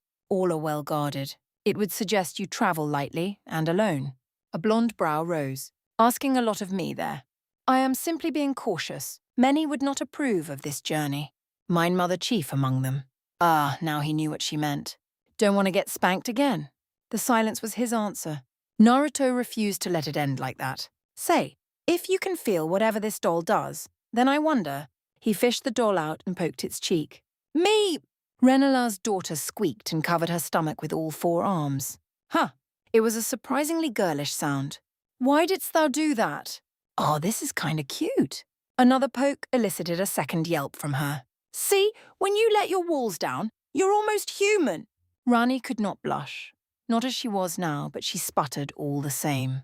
Out with you, knave! Out! Naruto scarpered with a laugh. 0.0, 0.0, Renala met him at the stairs. You're headed to Nokron. It was not a question. To her great delight, Naruto didn't try to dodge said inquiry. Sure am. He scratched a finger against his whiskered cheek. Figured you'd know that. A mother always knows what her children are getting up to. Rani is no exception. She flicked a quick glance back to the tower. Angry noises came from within. Oh dear. It seemed little Rani was throwing a tantrum up there. A bit of a tsundere, that one. Her daughter had never been the best at hiding her true feelings. And you intend to go alone? Probably for the best. He fell into step with her, idly glancing at the camp they'd erected just outside the rise. Trish nearly died, Greyroll's got a kid to look after, and Raya. They both looked to her granddaughter and found her coiled up on the ground near the campfire, basking in its heat. I'm terribly sorry, she offered them a sleepy smile so pure that Renala physically felt heart hitch in her chest. I think I might have overdone it burning that workshop down. Would it be remiss to let me rest for a time and recover my mana? Of course, sweet girl. Her granddaughter made a pleased noise and closed her eyes. In a matter of moments, she joined Trish in slumber. She didn't doubt that the two of them would sleep for some time. As well they should. She'd heard tell of the horrors they'd encountered down in the depths, the mad workshop Saluvis had hidden from the world. She would have killed him herself if he weren't already dead. There you have it, Naruto said. Best to let him rest, you know. I can accompany you. Theralina forced herself up on one knee, despite her one expression. I still have a few incantations left. You just went through hell. Naruto planted a hand on her shoulder and forced her to sit on a log. Rest a little, she whimpered. But I'm your maiden, and you'll still be here once I'm done with Nokron. He kissed her forehead, drawing a sharp sputter from the humble girl. Have a little faith. The finger maiden looked away from him, red-faced. I have no lack of that. Didn't think so. Here at last he turned to Renala herself. Would you mind looking after them a while? Not at all. It would give her a chance to better bring Theralina into the fold while Naruto was away. Such a brave, bold boy. So foolish, ever willing to take his risks. She didn't doubt for a second that he would return from Nokron, but even so, concern compelled her to speak. And what of you? Melina's coming with me. He glanced over his shoulder to an empty patch of faintly shimmering air. Not like I could get rid of her if I tried, you know. Good. His response pleased the Queen of the Full Moon greatly. 'Tis high time the two of thee apologized and mended the rift between ye. What rift? Naruto squinted. She started it. She's the one who owes me an apology. Melina made angry Melina noises in astral form but didn't manifest. Stubborn girl. She reminded her of someone most dear, though she couldn't quite put her finger on it. Ah, but she heard the faint sound of wings in the mist. Greyroll must be near. No doubt she'd accomplished her mission flawlessly. Aha! There she was. Her gaze raked over those sprawled near the fire with a wry smile. Such a motley crew you've assembled. 0.0. Such a motley crew you've assembled. Naruto tilted his head. He didn't fail to notice Greyroll's approach, nor the way she staunchly avoided looking at Renala. What's with the two of you? The Queen of the Full Moon tittered a little. I suppose you could say she owes me a debt. She fears I will air said debt to your ears. Curiosity reared its head. There has to be more to it than that. Or there is. A note of mirth danced through her voice as the mother of dragons drew nearer. I once knew her when she was quite small. She mimed a gesture for emphasis. Would you believe there was a time when she barely came up to my knee? Naruto bit his lip to hide a snort. No way. Indeed, she countered. This was before my children, mind you. She was quite feisty, even back then. I had to put her in her place several times. His brow furrowed. Wait, but that implies... Death has little hold in the lands between at the moment. Renala rallied him with her smile. So long as one does not lose oneself or fall in battle, it is possible to live for a terribly long time, as many of us have. How old are you exactly?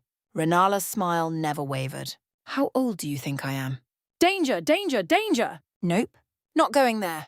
He wasn't touching that subject with a 10-foot pole. Afraid to answer, my dear?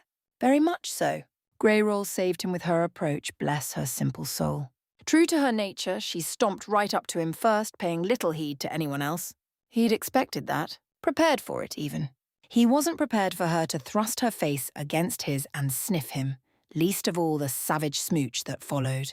The dragoness didn't so much kiss as she did attack his lips with hers, tongue plundering his mouth, teeth biting down hard enough to draw blood as she pulled away. His brain fizzled. Kurama absolutely cackled. What? He managed eloquently. Good. She drew back thrice as quickly, licking a bead of red from her lips. You've not bedded another in my absence. I might have jumped thee otherwise. From there she craned her neck, took one long look at the still burning ruin of Seluvis workshops behind them and grinned like the dragon she was at heart. You were successful, I take it? We were. What else could he say? And you are preparing to leave again. Clever girl. She saw right through him. Alone. Just this once, yeah? Excellent. She stepped aside. Then I needn't wait, Tilda. I'm guessing you dealt with a doula. Odd. There was a figure behind her. Who's that with you? Greyroll preened like the proud mother she was. Come now, child. Don't hide behind me. Say hello. I do not wish to. A small, reedy voice whispered. He frightens me. Nonsense. He is a true friend to dragons, and from this moment onward, thou shalt call him father. Naruto absolutely choked his own spit. Dragon lady say what now? The newcomer whined as well. Mother, no! Mother, yes. The mother of dragons stepped aside fully, revealing her ward no, her child. He is to be mine mate, and that is all. I shall hear none of your protest. Naruto's jaw clicked open and stayed open as he balked at this girl in her dark robe. Oh, this one could take human shape like her mother. All told, she rather looked like a miniature Greyroll, right down to her pale hair and stern gaze, but for her eyes, they were a deep, roiling blue, like pale fire. They almost seemed to glow as he looked on. Little Adula absolutely glared at him. I do not accept this, nor you. Nice to meet you too. Renala laughed softly at his plight. I shall teleport thee as near to Nokron as I can. Prepare yourself. Naruto rounded on her. Huh? Wait just a second. You can't just hit me with a bombshell like this and... 0.0, and son of a bitch. He was still swearing when the world shifted and he found himself somewhere else. Everyone and everything vanished in a rush of blue light, replaced by a crumbling countryside. No, that wasn't quite right. It wasn't so much crumbling as it was an abyss, one he stood upon the very edge, a terrible tear in the earth. It awaited him, beckoned to him, Swearing softly, he wiped a bead of sweat from his brow. I swear, I'm gonna spank her raw when I get back.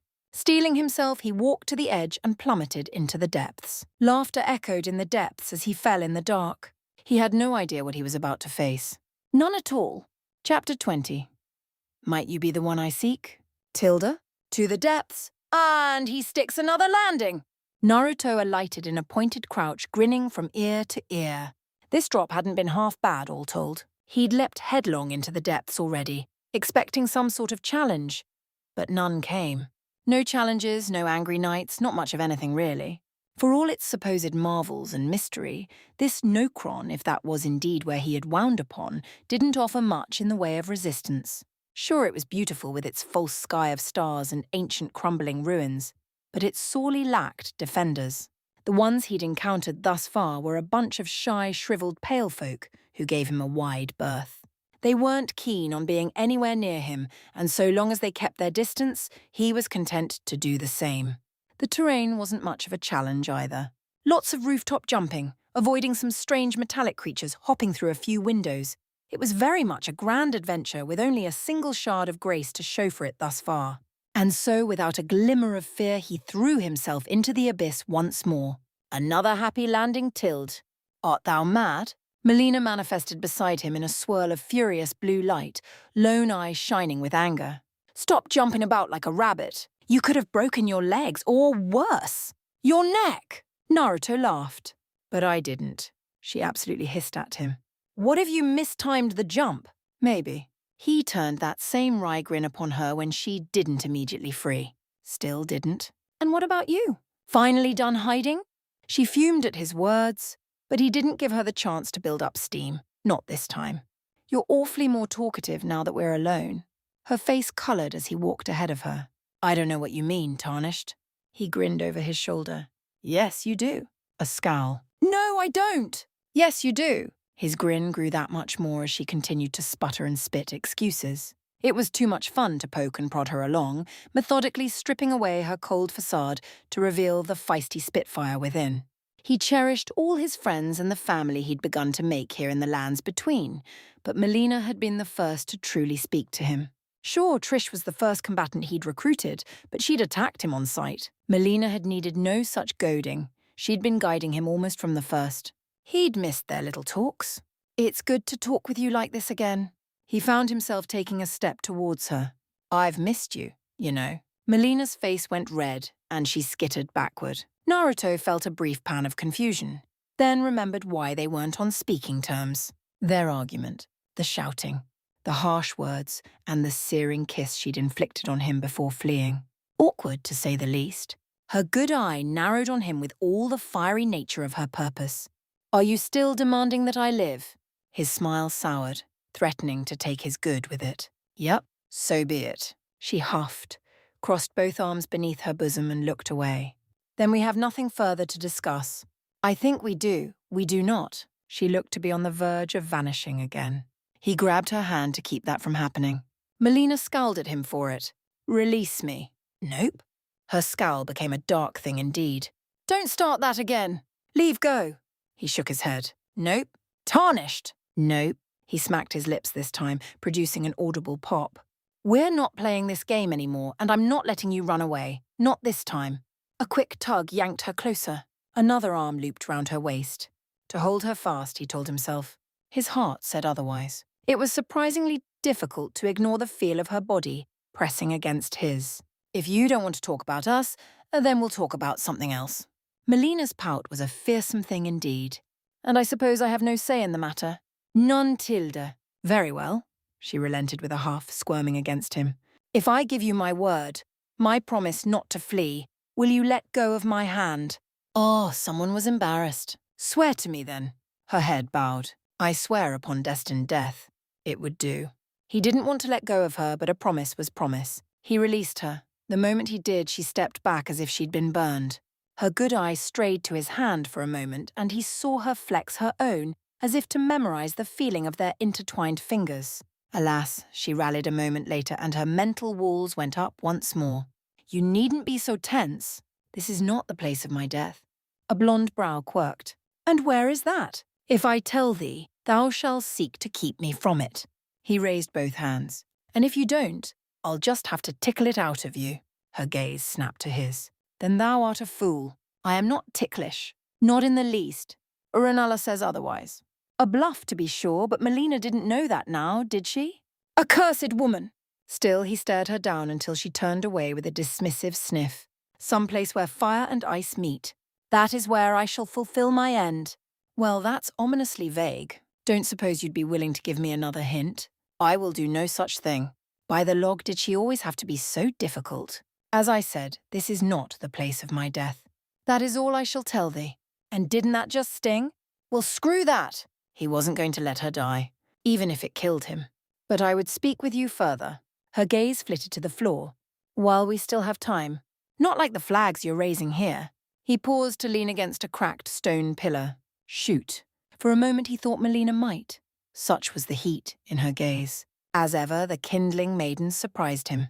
She always did. Why woo all these women? Naruto's brow shot into his hair and his heart rate with it. Really? Of all the things you could ask. Rani asked me something similar. Did she? Interest sparked in her gaze, quickly quelled now when he noticed. No matter. They are mortal, as are you. One day you will die, or they will. Or perhaps you will pass from this realm back into yours. In doing so, you will wound one another. Is it not better to have no such bonds to begin with? I cannot fathom why you would form such attachments in this land, knowing you'll lose them. Home. He hadn't thought of the elemental nations in a terribly long time. Was that a bad thing? He'd begun to consider this broken land his to protect. Was that wrong as well? Shaking off such maudlin thoughts, he crossed on leg over the other and stared the stubborn maiden down. That's an awfully insular way to look at the world, Melina shrugged. It is the truth as I see it. Infuriating girl. He blew out a sigh. Do you hate me that much? His words rattled Melina more than he expected. She actually shivered. I do not hate you. She pivoted away from him at length, and he caught a hint of pink in her cheeks. You frustrate me, but you are capable. Even so, you will have to let me and others die before the end. You would be wise to remain unattached. Nope. That wretched word again. She scowled at him. What now? Means no. He grew weary of standing and let himself slide down the pillar to sit beside a nearby shard of grace. Telling me to remain unattached is like asking me not to breathe. Not possible. Ain't gonna happen. Melina was silent for a long moment. Then she touched one hand to her chest, just above the swell of her breasts. And what do you think of me? So much. So very much. More than he could possibly say in a day. In the end, he settled for 6. Oh, I think the world of you. Melina made a strangled noise caught somewhere between a sigh and a sob. You shouldn't. Still do. He shifted a little, taking his back from the pillar as he patted the space beside him. Tough. She almost seemed to glow in the low light of the golden grace. With a bit of coaxing, she finally came to sit, not beside him as he'd expected, but at his flank. He felt her shoulders press into his spine. She really was slender, and the back of her head kissed his. Neither spoke for a long moment, to rest against his bloody shoulder. As he looked on, he heard her sigh. In his peripheral vision, her good eye closed. The enemy you shall soon face is no base foe. You will need all the strength you can muster. She offered her hand over his shoulder. Shall I turn your runes to strength? How many times had she offered to do that for him? And yet he hadn't let her until now. He blew out a small sigh. Do it! Her fingers closed around his, this time of their own volition. His world burst into light. And through it, he heard her voice. I wish to tell you a story. He closed his eyes and listened. There was a time when destined death was the natural order of things. Her voice rang around him, gentle in the swelling light as his strength surged. The golden order stole that away. That was the first sin, that which would one day bring about the ruin of this land. That downfall was accelerated yet more by the one you are now assisting. Rani, you would do well not to trust that blue witch. She is a treacherous being. Best to discharge your obligation to her and leave this place post-haste. The way she spoke. He creaked an eye open as the euphoria faded. Are you jealous? Of whom? Melina released his hand and sniffed in open derision. A witless woman who slew her own divine flesh and made herself a mere puppet, cold and unfeeling. A woman who can bear no children, no heirs? You're awfully fixated on that last part. His maiden huffed again and looked away. You will be Elden Lord. It is only right that your descendants are treated with the same respect. Huh. She went on and on about not having bonds, yet here she was talking about kids. Conflicting messages here. Are you quite done speaking ill of me? A muffled voice intoned from his satchel. I've given thee courtesy enough. Melina bridled even as Naruto sighed. Rani's doll. She'd been silent all this time. No longer, apparently. He barely had Tim to reach for her in the first place. The miniature recreation of the witch proved herself quite capable. In no time at all, she extricated herself quite quickly from his pouch and began tugging at his hand for purchase, demanding to be lifted up. With a mildly bemused smile, he granted her request. In thanks, Rani's tiny doll glared up at Melina from her perch's palm. Thou hast finally stopped hiding, I see.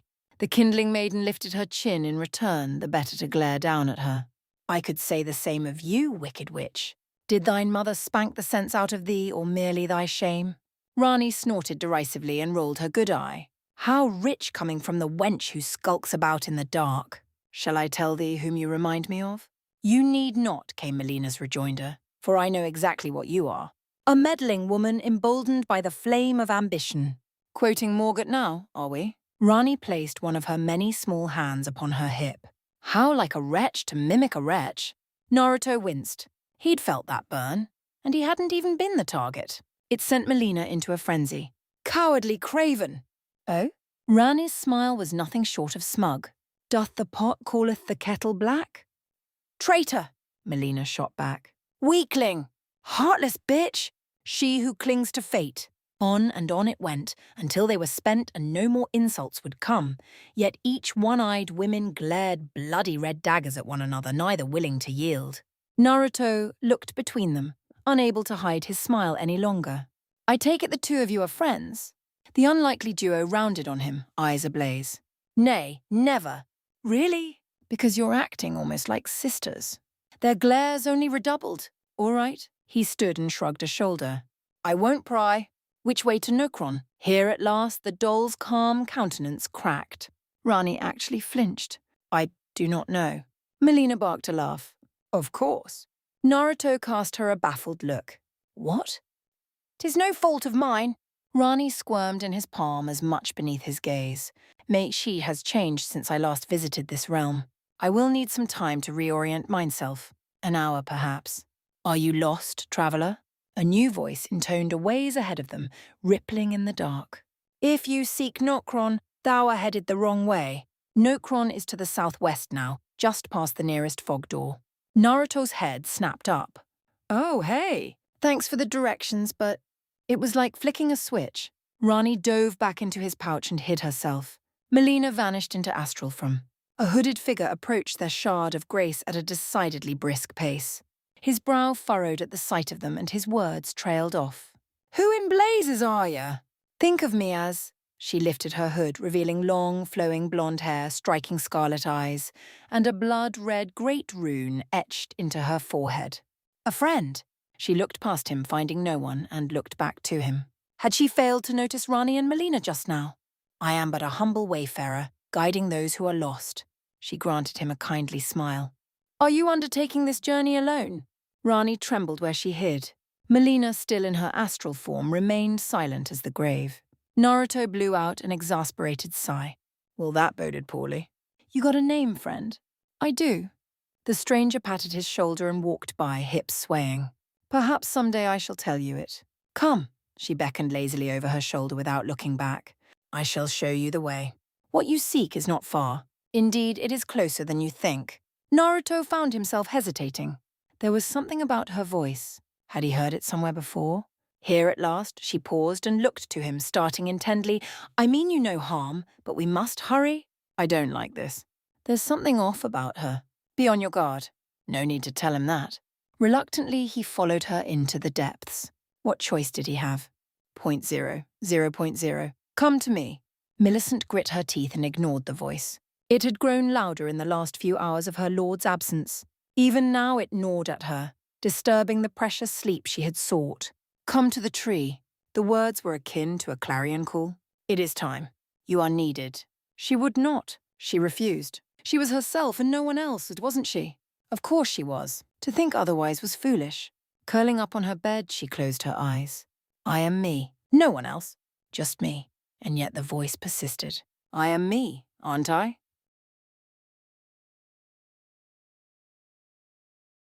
Chapter 21, You'll be Elden Lord yet.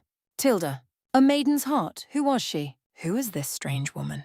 Who was she and what did she want? Dark thoughts abounded through Melina's mind as she walked into the gloom, haunting her alongside a strange sense of nostalgia. Was that it? Was that the word? She felt it must be, if only because she couldn't think of a better one.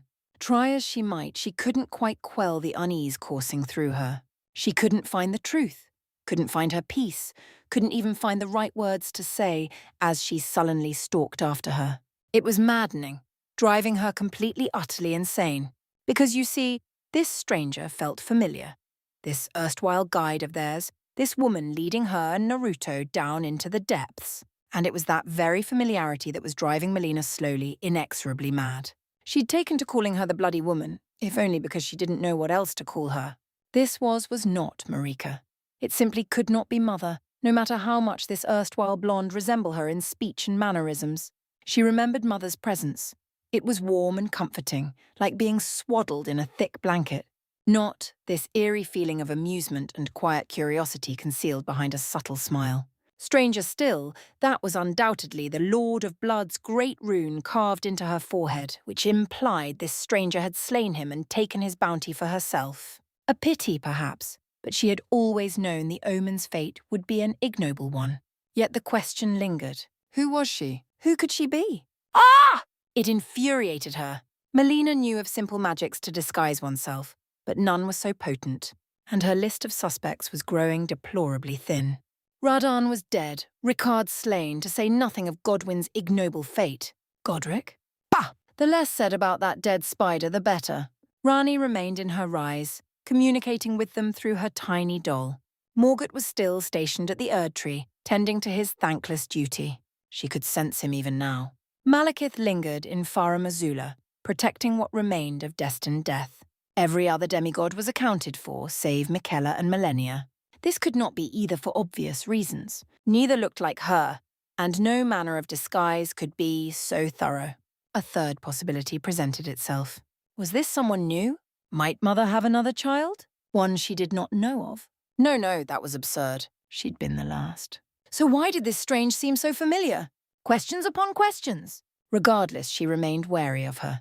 And stranger still, Naruto trusted this woman. So quick to trust, so eager to believe and help anyone he encountered. Even now he was striking up a conversation with her, blast his bloody, bleeding heart. Her headache was rapidly evolving into a migraine. Melina liked it not. Rani likely had a great deal to say on the matter, but she was hiding away in Naruto's satchel, refusing to reveal herself while this lady of blood was nearby. That does not preclude me from making conversation. Melina nearly missed a step. She flicked a glance back to Naruto. He hadn't noticed. I see. A limited form of telepathy? How quaint. It suits my needs. What think you of this stranger? She scowled at the Lady of Blood's back. Dangerous. She cannot be trusted. On that, we agree. A note of bitter anger weaved its way into her head. It would seem we must save our oaf from himself this time. Melina blinked once, despite her reservations. Our oaf? Nay, Rani corrected quickly. Yours. Didst thou not just say, you heard nothing? My, someone couldn't be entirely honest with themselves, it seemed. No matter. She did not trust the Lunar Princess either, but at least she and her Age of Stars were a known quantity and no threat to her tarnished as a whole. Besides, she too would leave at the end of it all. Unlike this Lady of Blood or whomever she might be. Melina didn't know what she wanted, nor with whom she wanted it. A truce then? For now. Rani made a pleased noise. The enemy of my enemy is my friend. Indeed, Al. Melina bumped into someone and jolted. It took her a moment to realize who. Naruto had flung out an arm ahead of her and lost in thought as she'd walked right into him. A fog door loomed ahead of them.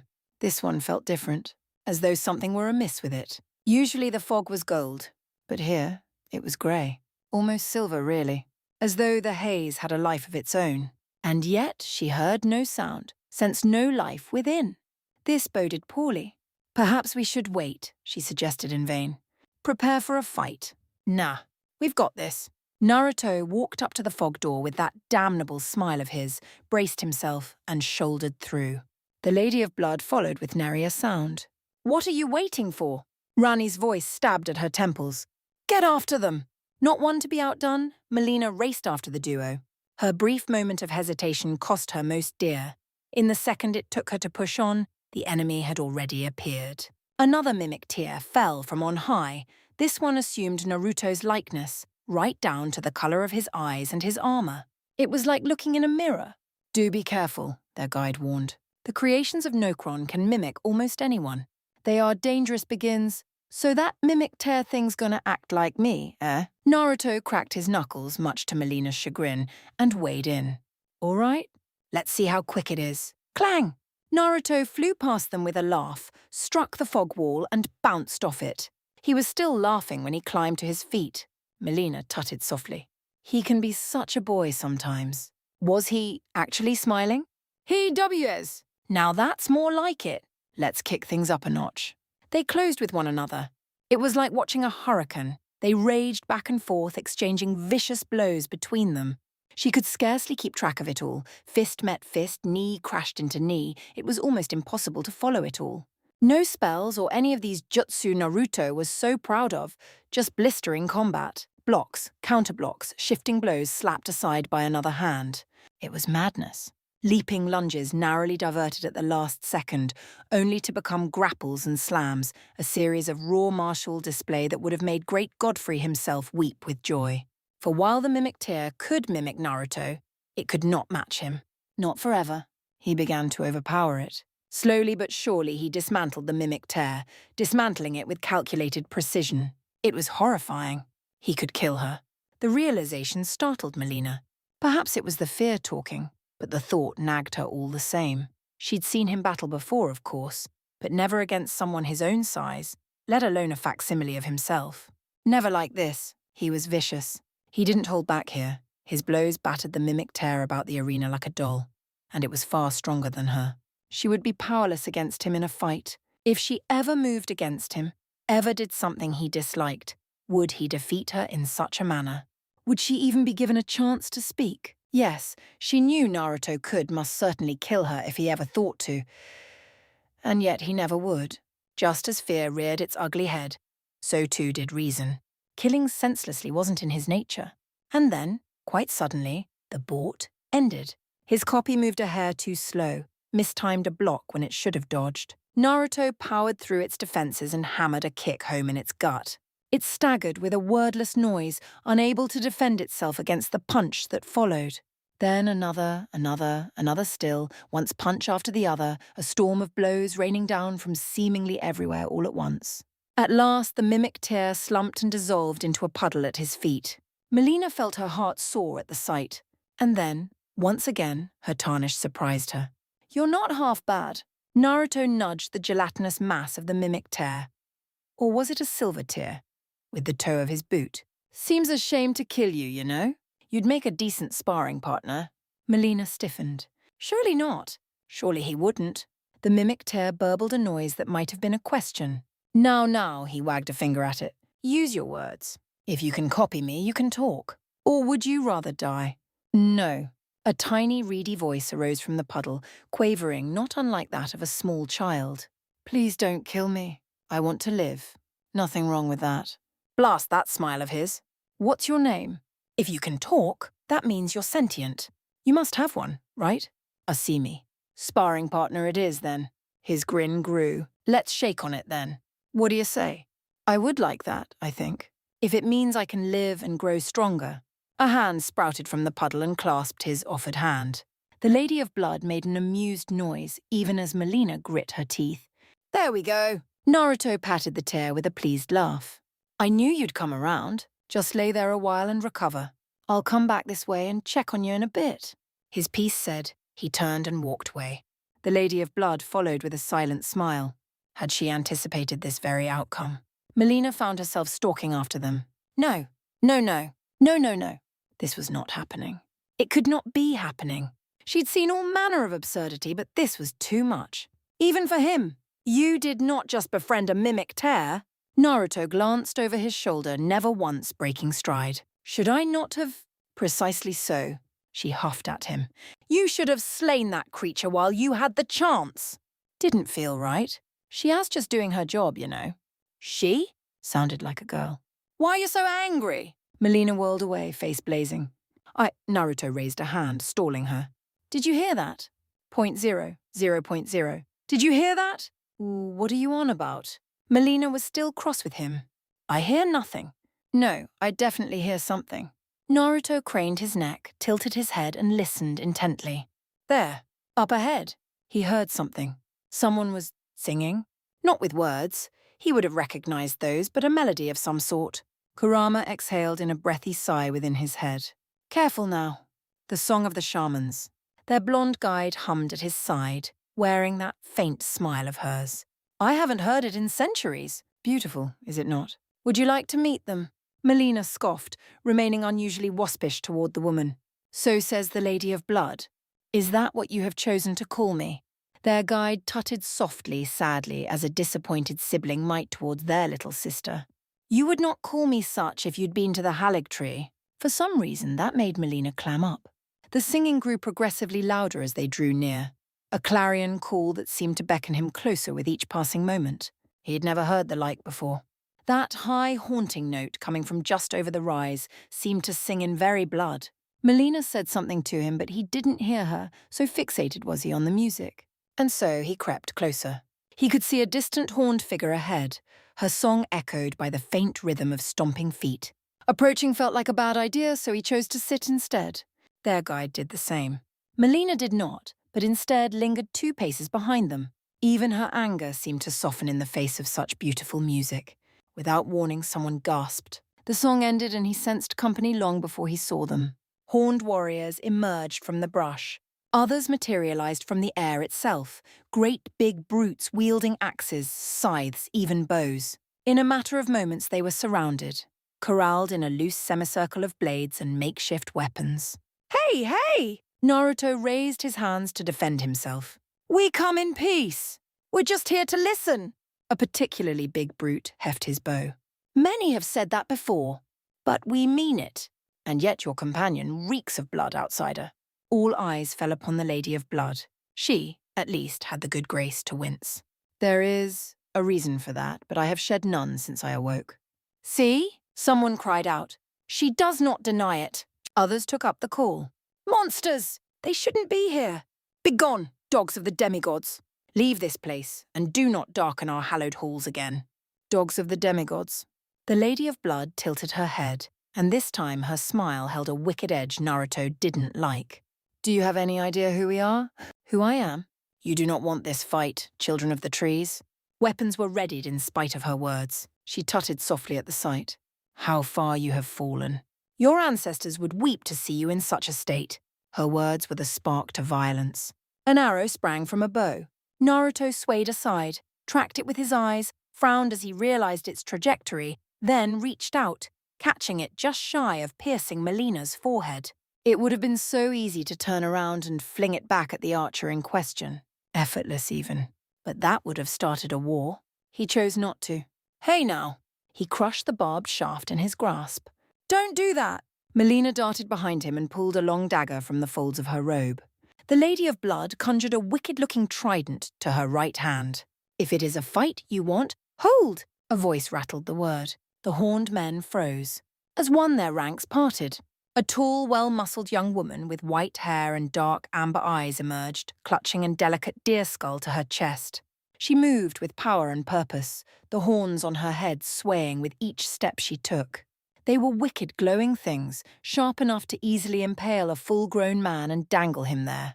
She was not the tallest among the horned or even the strongest indeed. She seemed almost slender compared to some of the giants among them, yet her voice carried weight all the same. Each of her people bowed to her, whispering reverently. Naruto caught a single word among the rest. Shaman. You. She pointed a dark finger his way. You are known to us, Third Elden Lord. Your purpose here is not. Speak. Naruto felt his brow shoot up into his hair. Third Elden Lord! Me? I think you're making a mistake. Third Elden Lord, the shaman intoned once more, regarding him with dark eyes. For that is what you are, or what you will be. We have foreseen it. Now wait just a second. I'm no fan of prophecies, and I'm not about to you bear the great runes of champions past. Her eyes held his with ancient wisdom. It is what you will be, in one form or another. Throne or no, you are destined to unite this land. Thus you are Elden Lord, the next to come after great Godfrey and foolish Radagon. That makes you the third. More riddles and vagaries. He had neither the time nor the patience for either. Who are you? We are the ancestral followers. The horned woman, shaman, clutched the deer skull close to her breast and stood a bit straighter. We keep the old ways. We will not yield. Tell this to your queen. Now he was just plain confused. You mean Renala? No. She scowled, a rare note of anger threading through her voice. We speak of the Queen Eternal. Marika. Ah! The rune ring on his finger pulsed painfully. Naruto wondered why, even as he covered it with the other hand. I've never met anyone by that name. You will soon. Already you have 3 of her kin among you. The shaman's gaze raked over them as she considered them anew. One whose future is fire, her gaze fell upon Melina, then travelled to the pouch in which Rani hid. Another of stars, now to their erstwhile guide, and a third of blood-stained rebirth. What curious company you keep. Rani made an annoyed noise and poked her little head out of her pouch. You will say nothing of this. The Lady of Blood looked to her. Rani. The tiny doll squinted her way. Do I know thee? No. You do not?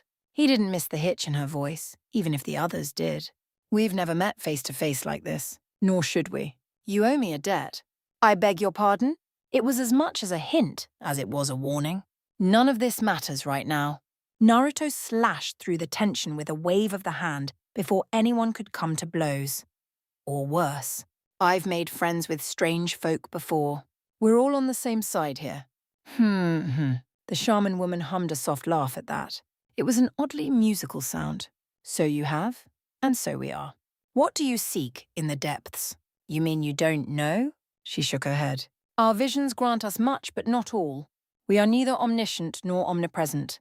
No harm in telling the truth then, was there? Well, I'm down here looking for the hidden treasure of Nokron. A murmur went up from the ancestral followers. The shaman planted her hands together. You seek the blade. Rana's head poked out of his belt pouch once more. It is here, then? Indeed it is, Lunar Princess. Her head bobbed. Its location is known to us. Your interests align with ours. This world would do well to be rid of the 2 fingers and their ilk. Great. Everything was coming up roses. So why did Melina look absolutely furious? Shaking off that nagging doubt, Naruto looked back to the shaman. You got a name? Once upon a time. She granted him a small smile. I cast it aside when I became shaman. Astrid will suffice. That is what we are. Come, Nokron awaits. 0.0. Melina wanted to scream. Whatever was the reason, you ask? Another one! That was the reason. He'd stumbled upon yet another stranger. She knew how this went, knew this song and dance, just as she knew its steps well. Oh yes. Astrid seemed harmless enough, but so had others in the beginning, and look where they were now. Naruto just couldn't help himself. Worse, she suspected he wasn't even trying to do this in the first place. It was simply his natural charisma and kindness that drew others to him. They made their own choices, gravitated toward him of their own free will. And that Lady of Blood, she knew who she was now. How could she have been so blind? Would it ever end? Why could it not be her? Where was her happy ending? She knew the answer. Her happiness lay in her duty, her peace in ashes. Not in the warm arms of another, not with a child bouncing on her knee. Such could never be her fate. Her heart ached. She tried to shove the feelings away, but they persisted, gnawing at her. It wasn't fair. Do not dwell on such things. You know your purpose. You are meant but to burn, to be a piece of kindling. Nothing more. She knew that, Melina had always known that, but she found herself beginning to doubt as of late. Even with the rift mended between the 2 of them, she knew it was hopeless. What choice did she have? Pain one way and pain another. No matter what she said or did, she would be hurt. What then? Was the point in continuing? She had to burn the Erd tree. She must. Such was the reason for which she'd been created, but more and more she found her place being usurped. A bitter anger had begun to gnaw at her heart, and with it, "We'll make camp here." It wasn't Naruto who said the words. Melina's head snapped up, panic bleating in her heart. "Must we? We are close to Nokron. Should we not press on?" The bloody lady shook her head. "All the more reason to be well rested. The city is dangerous." She looked to Naruto, only to find him agreeing with their guide. "Damn him!" Her eyes flashed. "That wicked witch!" What did she know? Melina stalked away, refusing to look at any of them. "Then I shall take first watch. 0.0.0. Say something to her, you dolt!" Rani's miniature doll glared pale daggers at Naruto within the palm of his hand. "You've upset her." Naruto chuckled ruefully. "I do seem to keep hurting her, don't I?" "Yes, and she you. Honestly, 'tis infuriating." "Fix it!" "As my lady commands," Rani sputtered. "I am no lady of yours." Ha! She really was too easy to tease sometimes. With a sigh, he heaved himself to his feet and approached the fire. 0.0. The fire faded. Melina watched it with a weary eye, craving the sweet embrace of slumber. That shadows played havoc with her mind, and she found herself regretting taking first watch. It had seemed such a good idea at the time. It got her away from everyone, and granted her some small semblance of peace. It also left her alone with her doubts. And they were driving her mad again. At least she'd be safe from temptation in her dreams. Damn it all. She couldn't falter now. She mustn't falter now. To do so was to fail, and if she did, perhaps if she closed her eye for but a moment. She must have nodded off at some point because she awoke to someone nudging her. The fire had faded to near darkness, casting dancing shadows in the gloom. Yet the false starry skies of the tavern provided dim light of their own, just enough for her to know who was trying to rouse her from her stupor. "Hey," she squeezed her good eyes shut. "Listen." A hand nudged her shoulder. She groaned softly and kept her eyes shut. "Leave me be." "Sorry, no can do. You're gonna get sore if you sleep like that. Come on, get up. It's my turn to take the watch." She whined as she hadn't since she was very small. "No!" Melina tried to roll over only to remember where she was too late. She was still sitting upon the log, not laying in her cot, and in twisting aside, she physically threw herself off the former. There was no handhold to save her, nothing to catch herself against. Down she went. The yelp that followed was decidedly unladylike, and when asked later, she swore she'd never made such a noise. In short, errors were made. Or so they would have been, had someone not caught her. "Easy there, sleepyhead." Naruto beamed down at her, wholly unaware of her thoughts. He wasn't wearing his armor. It made him look smaller, more human somehow. Faint firelight flashed across his face, lingering upon his lips. She found herself tempted to surge up in his arms and kiss him again. Her good eye narrowed. She really was half asleep if she was thinking such things. Fool! She should have hidden in astral form. At least then she would have been spared the indignity of it all. Naruto guided her back and sat her down. "You all right?" She couldn't meet her gaze, such was her shame. "And I am fine." The blasted blonde bastard shrugged and sat behind her. "Doesn't look like it." Her heart hammered in her chest. "You shouldn't get attached, tarnished." The words escaped her in a forlorn sigh. A blonde brow rose. "It's a little late for that, don't you think?" It was, and they both knew it. Still, she had to say something, if only for his sake. "I will only bring you pain." "You won't?" She scooted closer to glare at him. "How do you know?" "I just do." He matched her. "You haven't hurt me yet. Not like you think. And I won't let you die." And now they were back to this again. She firmed her trembling lips. "Do not deny me my purpose. If you do, I shall never forgive thee." "How can you say that?" An anguished look crossed his face as though she herself had been the one to stab him. "There's no purpose in death. Once you die, that's it. You're gone. Game over.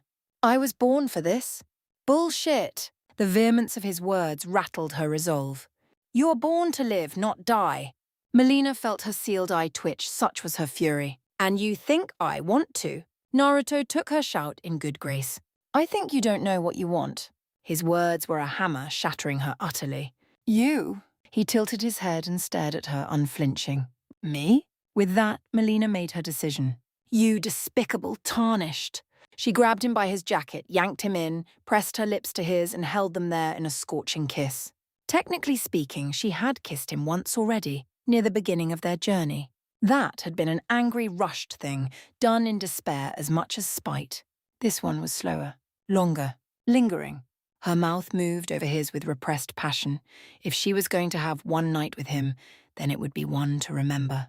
His arms encircled her waist, holding her fast. Not good enough. She leaned in, deepening the kiss, throwing her arms around his neck. "Damn you," she hissed, breaking for air. "This is all your fault!" She bit his lips so hard she nearly drew blood. "I hate you." He only smiled and held her, the utter silly boy. "You really don't." She didn't. She couldn't even muster it for him. And so she kissed him again. He returned her affections gently.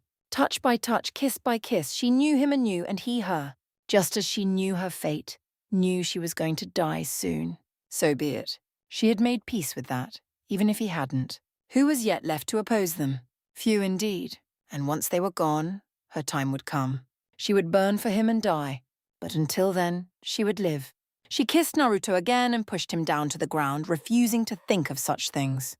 Her hands tore away his tunic, even as his found purchase upon her own attire, baring her bosom to the wold. He rose to kiss them, and she gasped softly despite herself. Unsatisfied, she guided his hands lower, helping him to shift her skirts aside as she mounted him. Her hips straddled his and oh, that felt rather nice. She muffled her cries against his mouth. In a matter of moments, they found a rhythm together, her hands intrinsically seeking his as they sought solace with one another in the dark. Let him may have her body. He could never have her heart, not truly, for it was not hers to give. Naruto would understand that soon, in the fullness of time. And once he did, she prayed he wouldn't do anything reckless. How very little she knew.